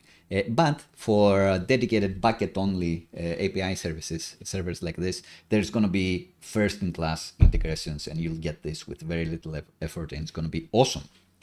So yeah, if you want to have a public API, or if you have many people in your business that are going to be consuming, I guess that's the threshold. If you have other people consuming this API, many engineers consuming this API, then having your own API, standalone API like this, will help you because it's going to be easy to integrate with something that fulfills the Open API spec, can get you awesome interactive Swagger style UI that will help people understand how to work with your own API. So that's actually a big thing. I did have it here. I was like, did I forget about this? Anyway, I didn't. The thing is, like, more engineers, how do you maintain this code base? Maybe it's in a completely different language, so you need like different engineers, who knows? Again, the different language, if you want to work with ML, for example, Python is very popular. Most examples will be Python. If you want to do something super performant, maybe you want to do things in Rust, having the flexibility to switch languages is what something like this allows as well. A big drawback is that when everything is within your own SvelteKit app, it's great. You can add a new feature to your API as needed, and add the front-end part which consumes it. But if that's a separate app, if your API is a separate app, then you need to be chasing people to add the features that you really need and get it out to production before you start using it, or you'll need to start working with the other team closely and creating mocks of how this should be working. Maybe they can have like a mock implementation and update, and then it will automatically update the Swagger docs regarding what you get back, but it's not actually dynamic. You can start working with that. But what if you work this in production? Like, you'll have to work with feature flags.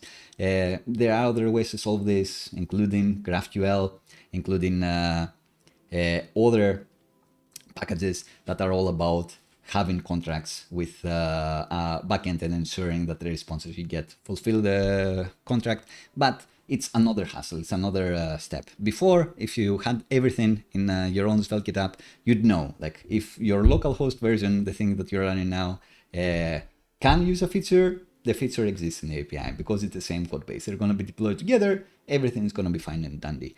But now you need to worry more about this, like, how do I get more features in the API? How do I ensure that my SvelteKit app only uses features that are in production with the API, handle errors gracefully or rollbacks because maybe some feature regressed and doesn't exist anymore at some point. Anyway, it's a whole other thing to worry about. And I guess much smaller to this would be that you do need an extra backend-to-backend request. We talked before how SvelteKit magically eats this request from within SvelteKit to itself. But here, no such magic is possible. You're gonna need your backend to be hitting the external API. Backend-to-backend is fast, but it is an extra hop, especially if it's a lot of data. You know, that's quite a lot to go through. So it's I don't think it would usually be a concern, but it is something that can affect the performance of your web app. I don't think it will be a perceptible effect, but as always, it depends on what you're going to be loading and passing over the wire. And yeah, again, normally, if you have a long-running node server or anything, you would deploy it to one region and just put it wherever your storage is, and then it's going to be close to your storage. So at least this backend-to-backend connection is going to be close. All right. With Fly, you could deploy this to multiple regions and have this be close to the user, actually, or services like Fly or anything you want to use. But the problem if you're using specifically PocketBase and Supabase, as we've said before, is they are going to be deploying in one region. With Supabase, you can have replicas somewhere else as a premium beta feature, but that's extra money as well. There are some solutions that can scale horizontally, and therefore you can deploy them everywhere your backend is. Turso has a cool solution with embedded replicas, for example. But anyway, for this example, we're saying the front end can load quickly because it's close to the user. So if you are cleverly streaming data and doing skeleton UI, they may think that your app is super fast. And then you have a backend-to-backend request that may take a while if they're far away from your API. But then your API is right next to your database. So at least that request is not that much more. Yeah, and we've mentioned again that the native mobile app They're just talking to these people. So instead of talking to you, the web dev, they're just talking to your backend engineers. They're only pestering them, which I don't know. I love mobile developers and development, so I want them to pester me. Cool. I've talked a lot in this step because I'm not sure how we'll actually do it. Let's have a look at Elysia. So I've only tried, like, I've never seriously tried. Ban, you may know as the package manager plus tester plus node alternative runner that's super fast. And Elysia was made to take advantage of this. Much like Ban, it has like quite a lot of benchmarks that are saying, it's like, oh, if you build this with like Swirl in PHP or Zine with Go, then we are like 2 times faster, 3 times faster, 10 times faster. Fastify, the popular choice that I mentioned, and Express are many times slower in this benchmark. But again, like, have a look at which benchmark they're actually referencing. I love the Tech and Power benchmarks as it happens. But my favorite one is not plain text. It's the JSON serialization one with cookies that feels more realistic to me, because usually you'd be fetching records, you'd be fetching objects. So how are you doing there, wise guys? Probably really good, because Ban is fast and it's a wrapper through Ban. Anyway, and yeah, like these, I guess they're trying to find some common ones, and they're not going with things that in theory are super fast, like, you know, Rust, like they write it in C and then it's like super fast. So yeah, faster than popular choices that you may have come across. That's important. So let's try to use that for fancies. If you're at the limit of your hipster stack, then just go with Fastify is what I would suggest. Fastify is really good. All right. So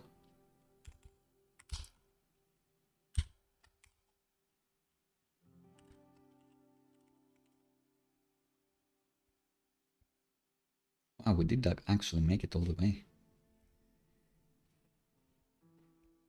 And let's get started.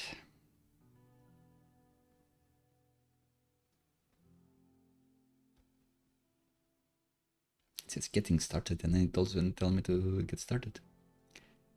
Here we go. So, reminder, this is a monorepo. So what we need is to go into our apps directory.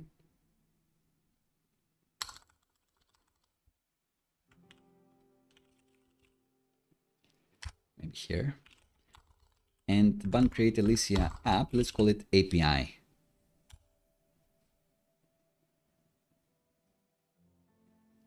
Great. And we can go to our README. This will not affect anything, but we can just say that, hey, this also has API.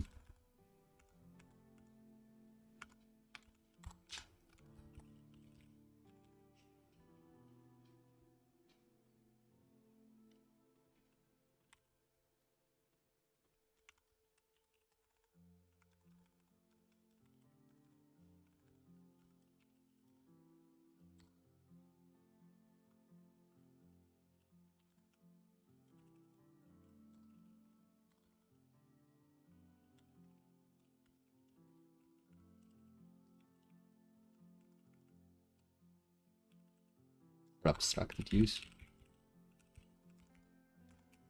Or used by other apps, let's say. And let's see what this thing created for us. So it created the API directory. It has a packetization. Great. Let's call it repo API version 1.50. That's quite specific. I wonder if that's the API version. Test will figure out how to use this, and then for development, it's going to be watching the index.ts. So that's fair enough. At latest, that's quite interesting. A tsconfig with every property in the world with comments. Fair enough. There is a readme as well. So let's copy this readme and say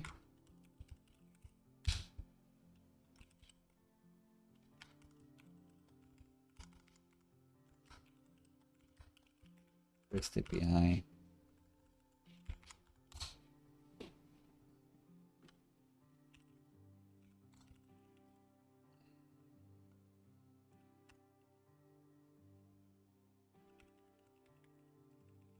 and the tag here, let us say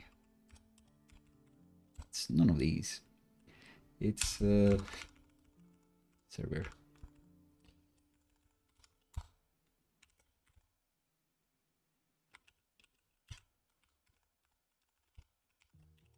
Okay, not that important.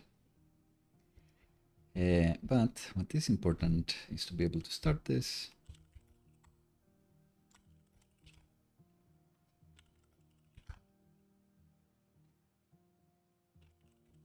And it will be this directory.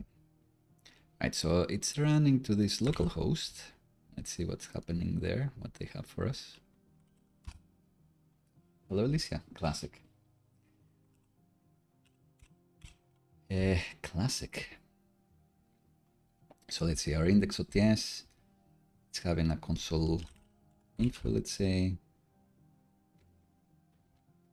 And then on the root, just doing this, just returning plain text. Great. So how do you work with search params?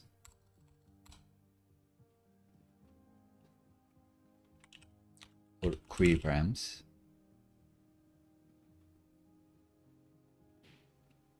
There you go. So let's try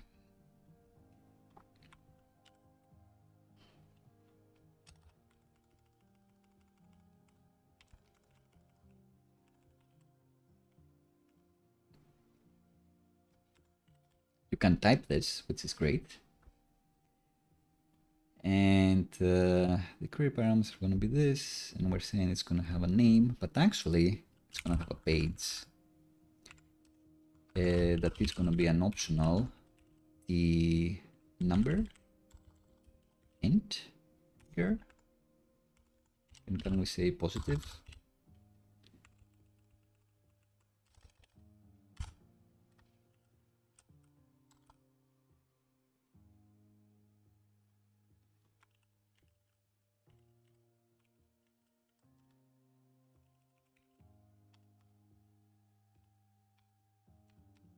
Can we default it?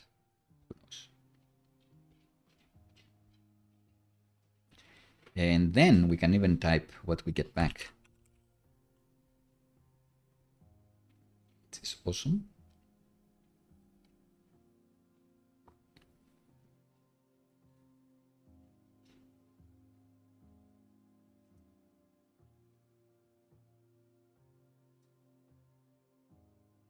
But they all need to be strings because then we need to parse them. Okay, fair enough. Like in real life, this is a string. Like but SvelteKit can do some magic, or Zod, I guess. Some libraries do magic here. Okay. So page an optional string, sure. And then we want to do stuff here. So how do we return JSON?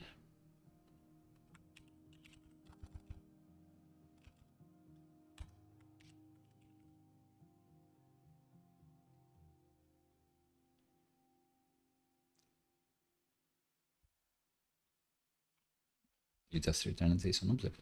Sure.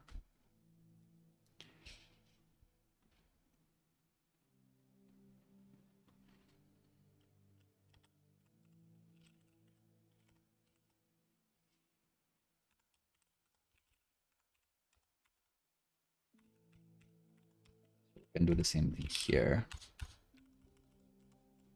That the query page or one maybe do the map max again and return the current page.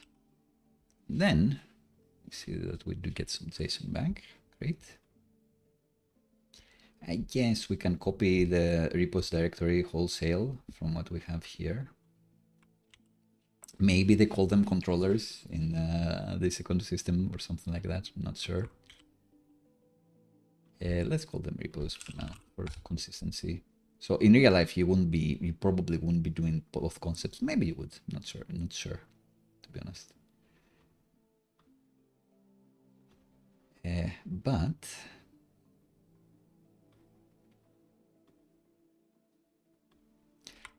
we can take inspiration from our dependency injection. Do they have a page on dependency injection? Dependency injection. Service, maybe they call them services.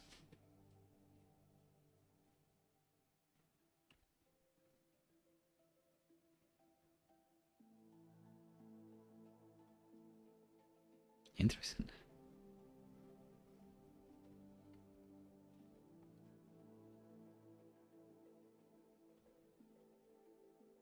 All right, so they call them services here. They call them services here. Anything about database for these things? Drizzle, what do you do?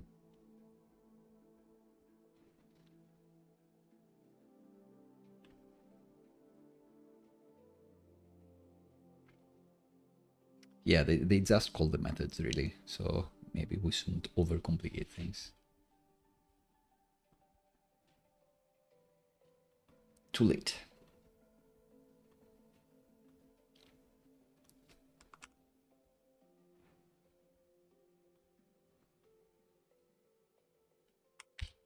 Let's look at controller, because maybe they call them controllers.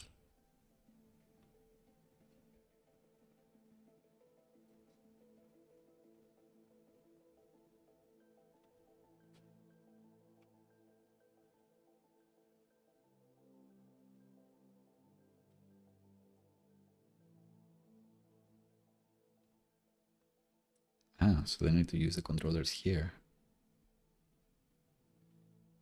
Interesting. Well, let's do it like this to begin with. So in the dependency injection handle, we do create this new instance.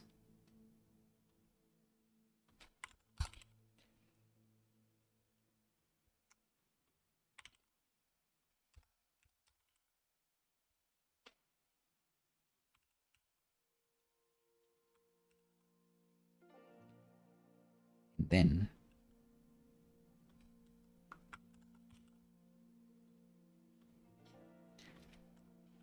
create the travels repo.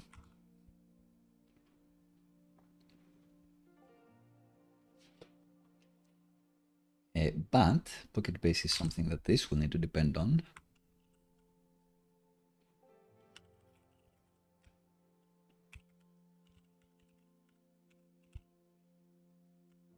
And I guess this is a production dependency this time. And we'll need the environment variable.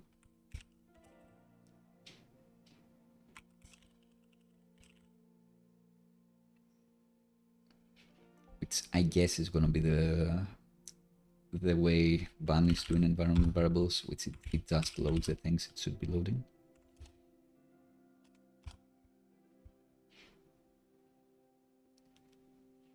Like this. They can read from process env, interestingly enough. Sure. So on just copy our .env test and local and copy everything. But actually here we only have this, like nothing will be public here, which is a benefit. So actually this is the only thing we want. And so this won't magically autocomplete for me.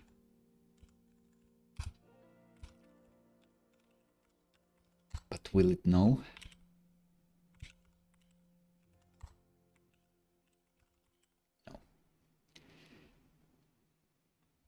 be undefined. And this thing will get, we may call it a service at some point. And then, what do we need to return in the end? Just the result of this, right?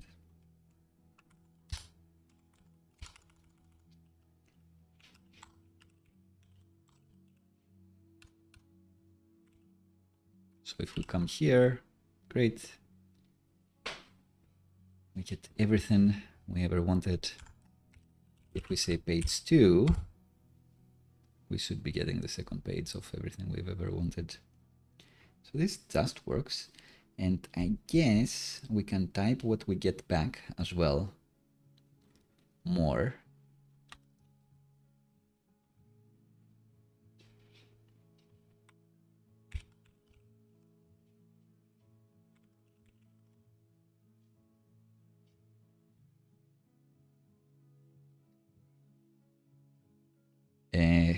Where? The return type.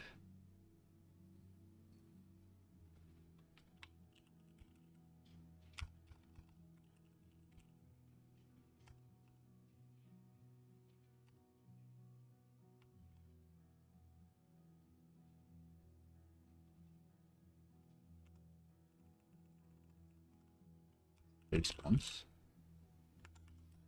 The real thing. No.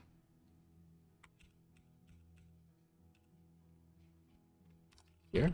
Yeah. All right. So this should be an object if we really want to hard type this. Wow. Did that work? It has the travels object, which has an ID, and it's the travels array, each one being an object of ID, title, snippet, hero, country. ID, title, snippet, hero, country, and slug.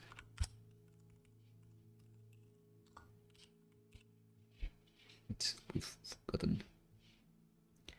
Yeah, but now it's complaining because it's like, oh, like your interface, like this thing. It's returning more than it should. Is that why it's complaining? Yes. So even if you return more, even if you return less, even if you return more, it complains. They're like, you should be mapping this better. Interesting. Probably good because we are sending more of the wire than we really meant for this list method. So yeah, interesting.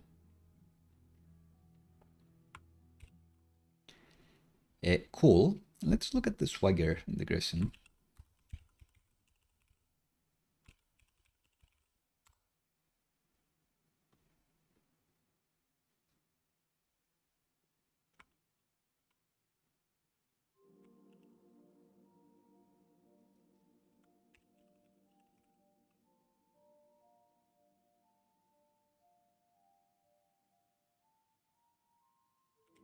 It's a default path. Let's add this again.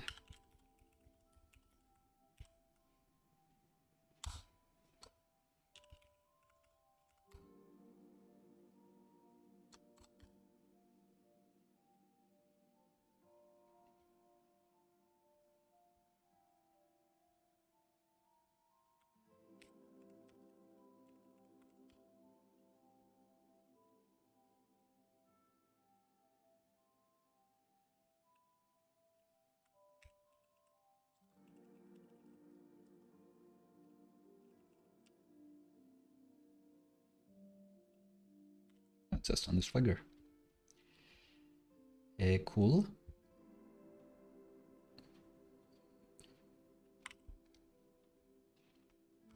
So just use Swagger with no options. And now if we just go /Swagger, it gives us this with dark mode. Great. Example return type. Interesting. I wonder if you can return like faker objects or what you can return as an example here. But yeah, that's cool. how you can hit it with a regular GET request. If you need the authentication, I guess it will automatically go for you. You can see the query parameters here. I'm sure there will be ways to make this more usable, like have more information about, oh, page needs to be like the current page. Yes, this time it's it's obvious. But an example with Node, which we're not going to use. It's CDP with fetch. Wow. Streaming request. Interesting. Interesting.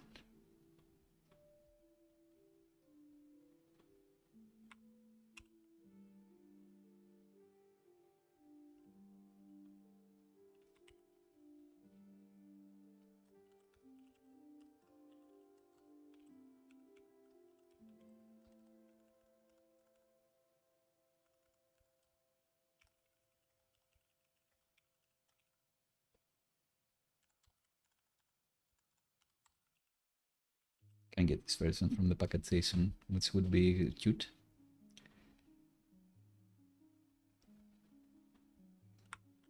But I digress. Let's make our SvelteKit thing actually talk to this endpoint. So we have, back in the SvelteKit app, have our routes demos internal API. And we also want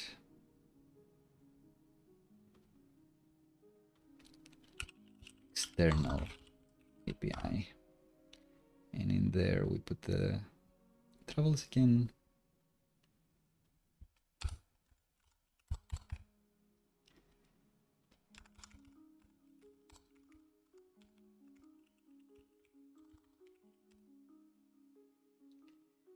And on the backend, the UI will be the same, but on the backend, instead of fetching a relative URL, we want to fetch the API endpoint. So another environment variable that we need to add.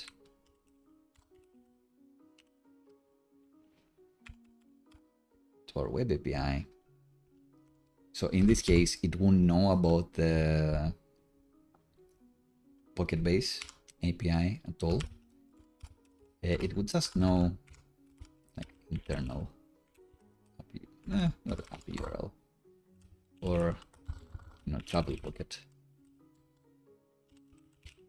or our own API URL, like I don't know what you'd call this service, but I guess locally it's just localhost 3000, a classic, and make sure to put it there. I'll need to update the production ones when we deploy. But what I want to do on the server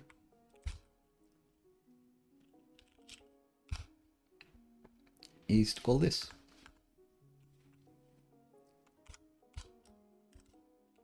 So the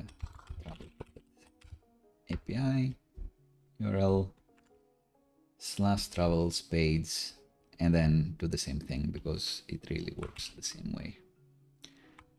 And it just works. It looks the same. You'll have to trust me. Will the HTTP call be faster because it will be running on bun instead of running on the Vercel edge? Who knows? That's something we can benchmark in the future using another tool that I'd like to show. But how do I prove this? Let's do like a console table.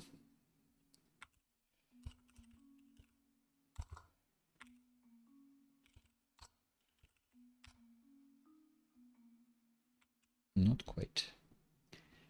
So here.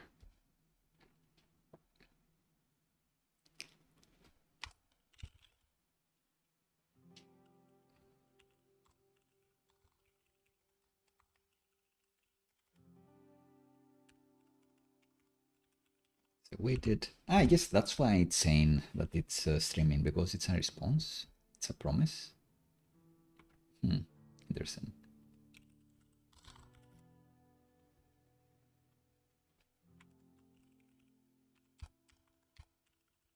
Let's console table travels response travels.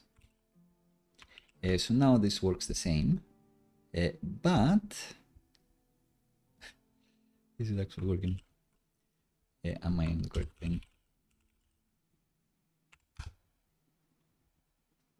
Ah, I did the incorrect one. Whoops.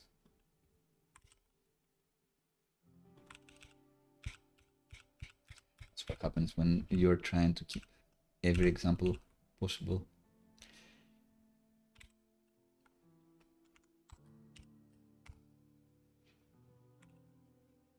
Oh, there you go. Definitely didn't work. What's the problem?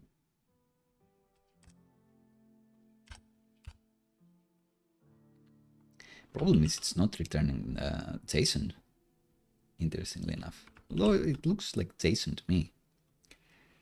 Of course, we've made the crucial mistake that this should be not in the route, it should be on travels, the travels endpoint.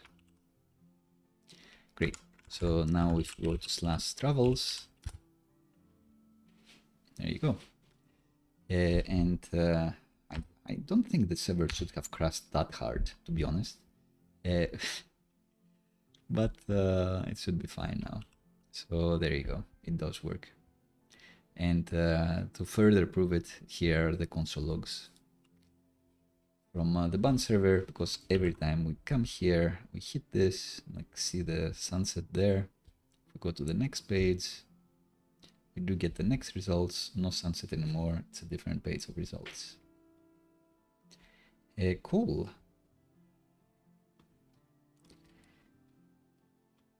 And yeah, no need to do this. And in the API reference, it's doing like these crazy things.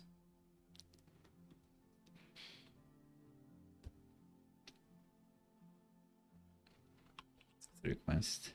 If I do it like this,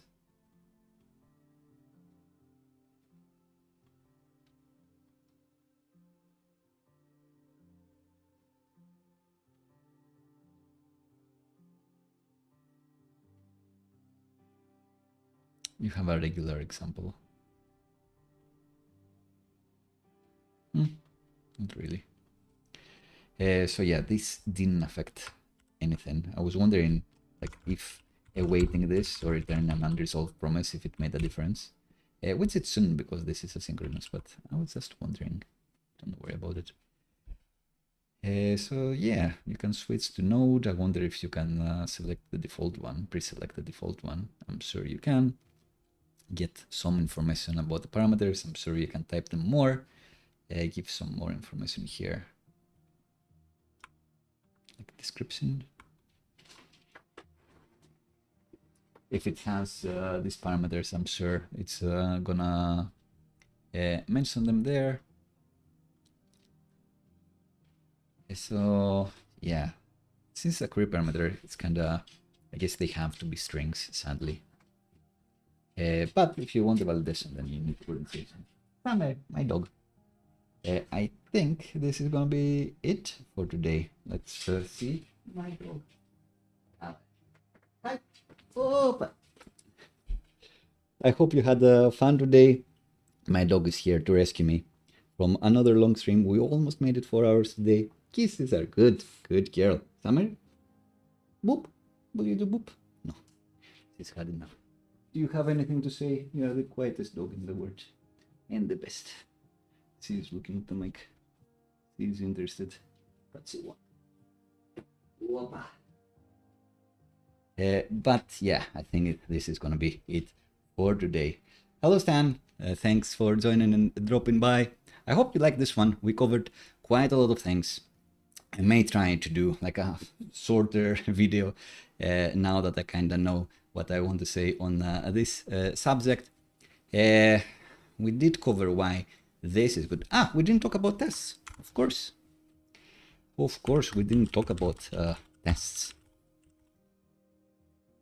We were showing quite a few tests throughout the episode today, and no matter what we were doing, they should still be passing. So if we run test, then they should pass, and they do. And if we actually went to like the latest travel spec here,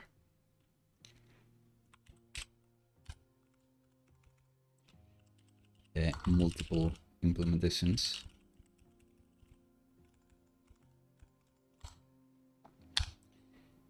maybe let's say that we had like an array of implementation URLs, which should be one of them is just travels, one of them is demos external API travels, indeed, good, internal API travels, hard-coded travels, and client. So we have all of these guys: routes, demos, client, external, hard-coded, internal. It's just alphabetical order.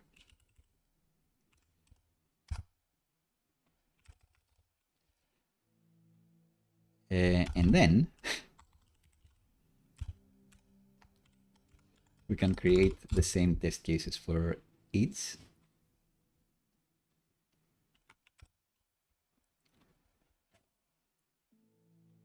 But where you're going to be going is in the URL.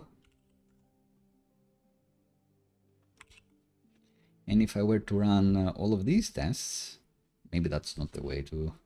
like my playwright integration is like flipping out, what is this? But if I were to run it like this, I think it's gonna try to do it. No, I guess not.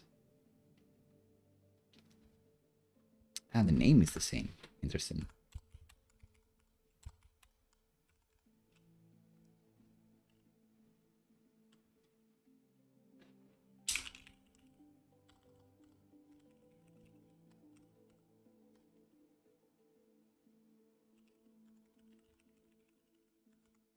So this could be like a map with the names, but it doesn't really matter. So yeah, these look like they're gonna run. Looks like they're starting to pass. Maybe they did all pass, but let's try again. Maybe a bit more screen real estate, a bit wider. Oh, it was cast, so you can see them.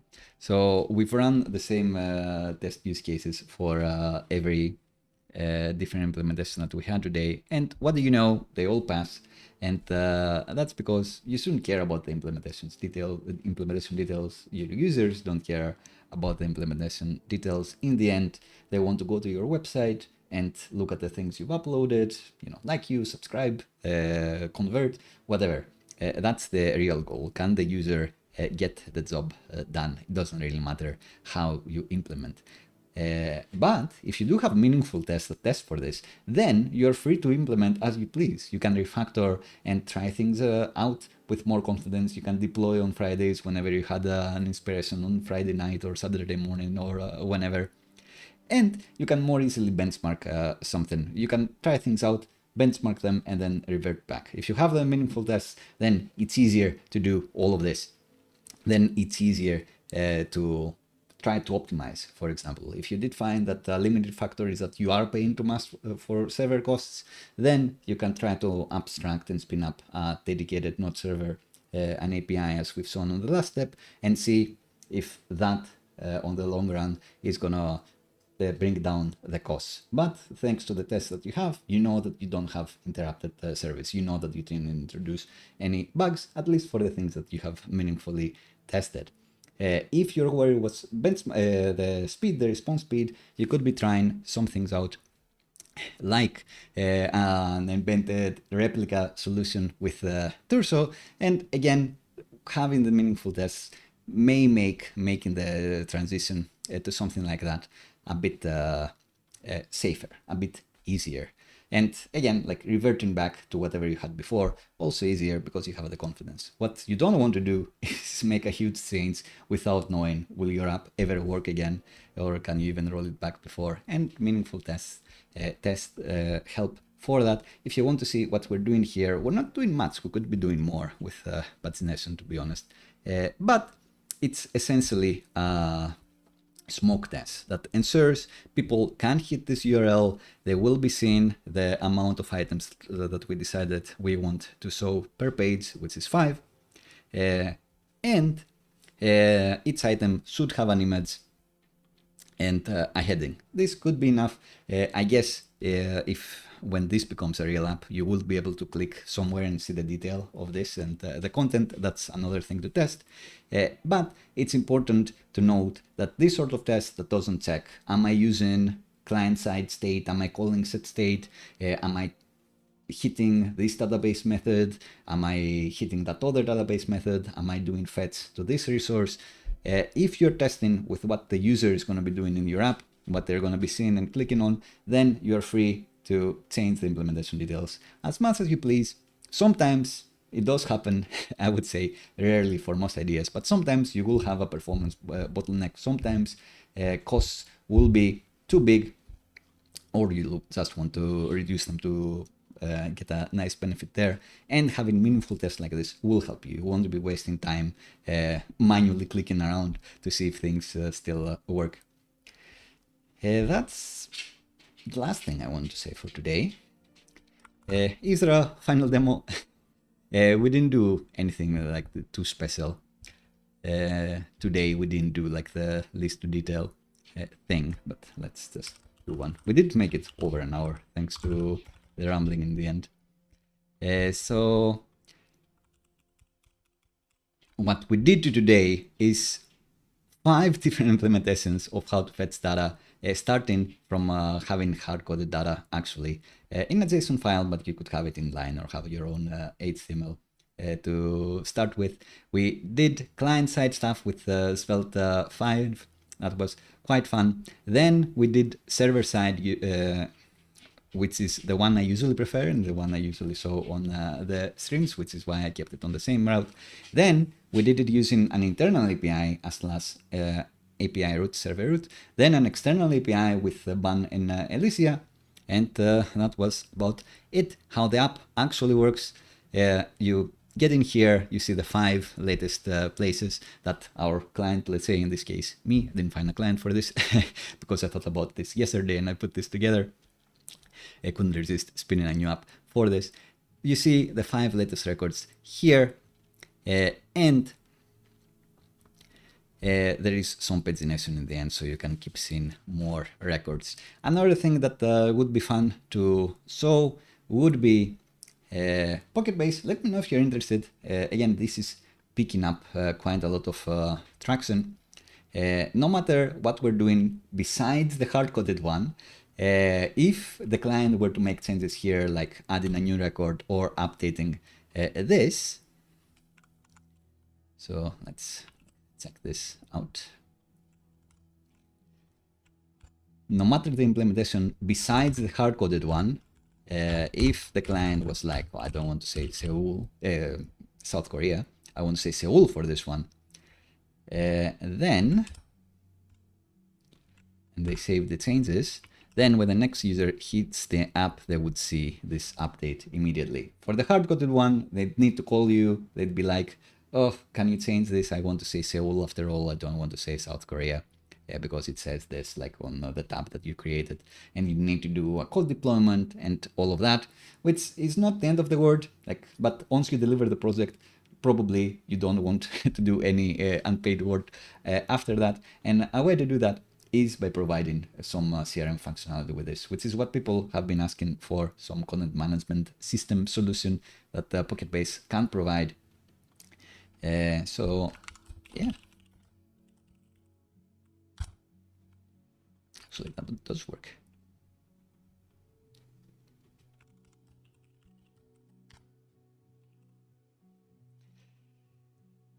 All right, final demo done. It's been a pleasure to do this. I think it's been a fun episode. I'll see if I can actually record a more edited video where I don't need to look things up or repeat myself that much.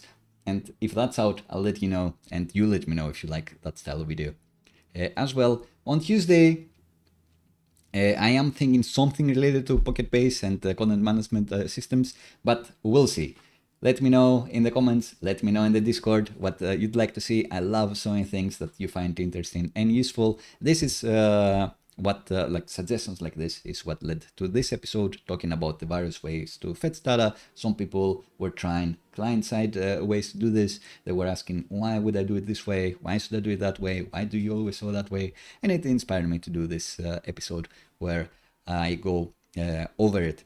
An interesting thing with this, which will make it to production soon, is that the PocketBase is going to be deployed to Fly, and we'll see probably Fly for the Elysia API endpoint as well. So maybe those are things that you'd like to see me go over too, how to deploy somewhere those things, because we've shown Cloudflare pages and workers and Vercel for the SvelteKit app. Maybe this like more backend side is something that interests you to see more of. Let me know. Have a lovely, lovely day, amazing weekends, and I'll see you on Tuesday. Bye-bye.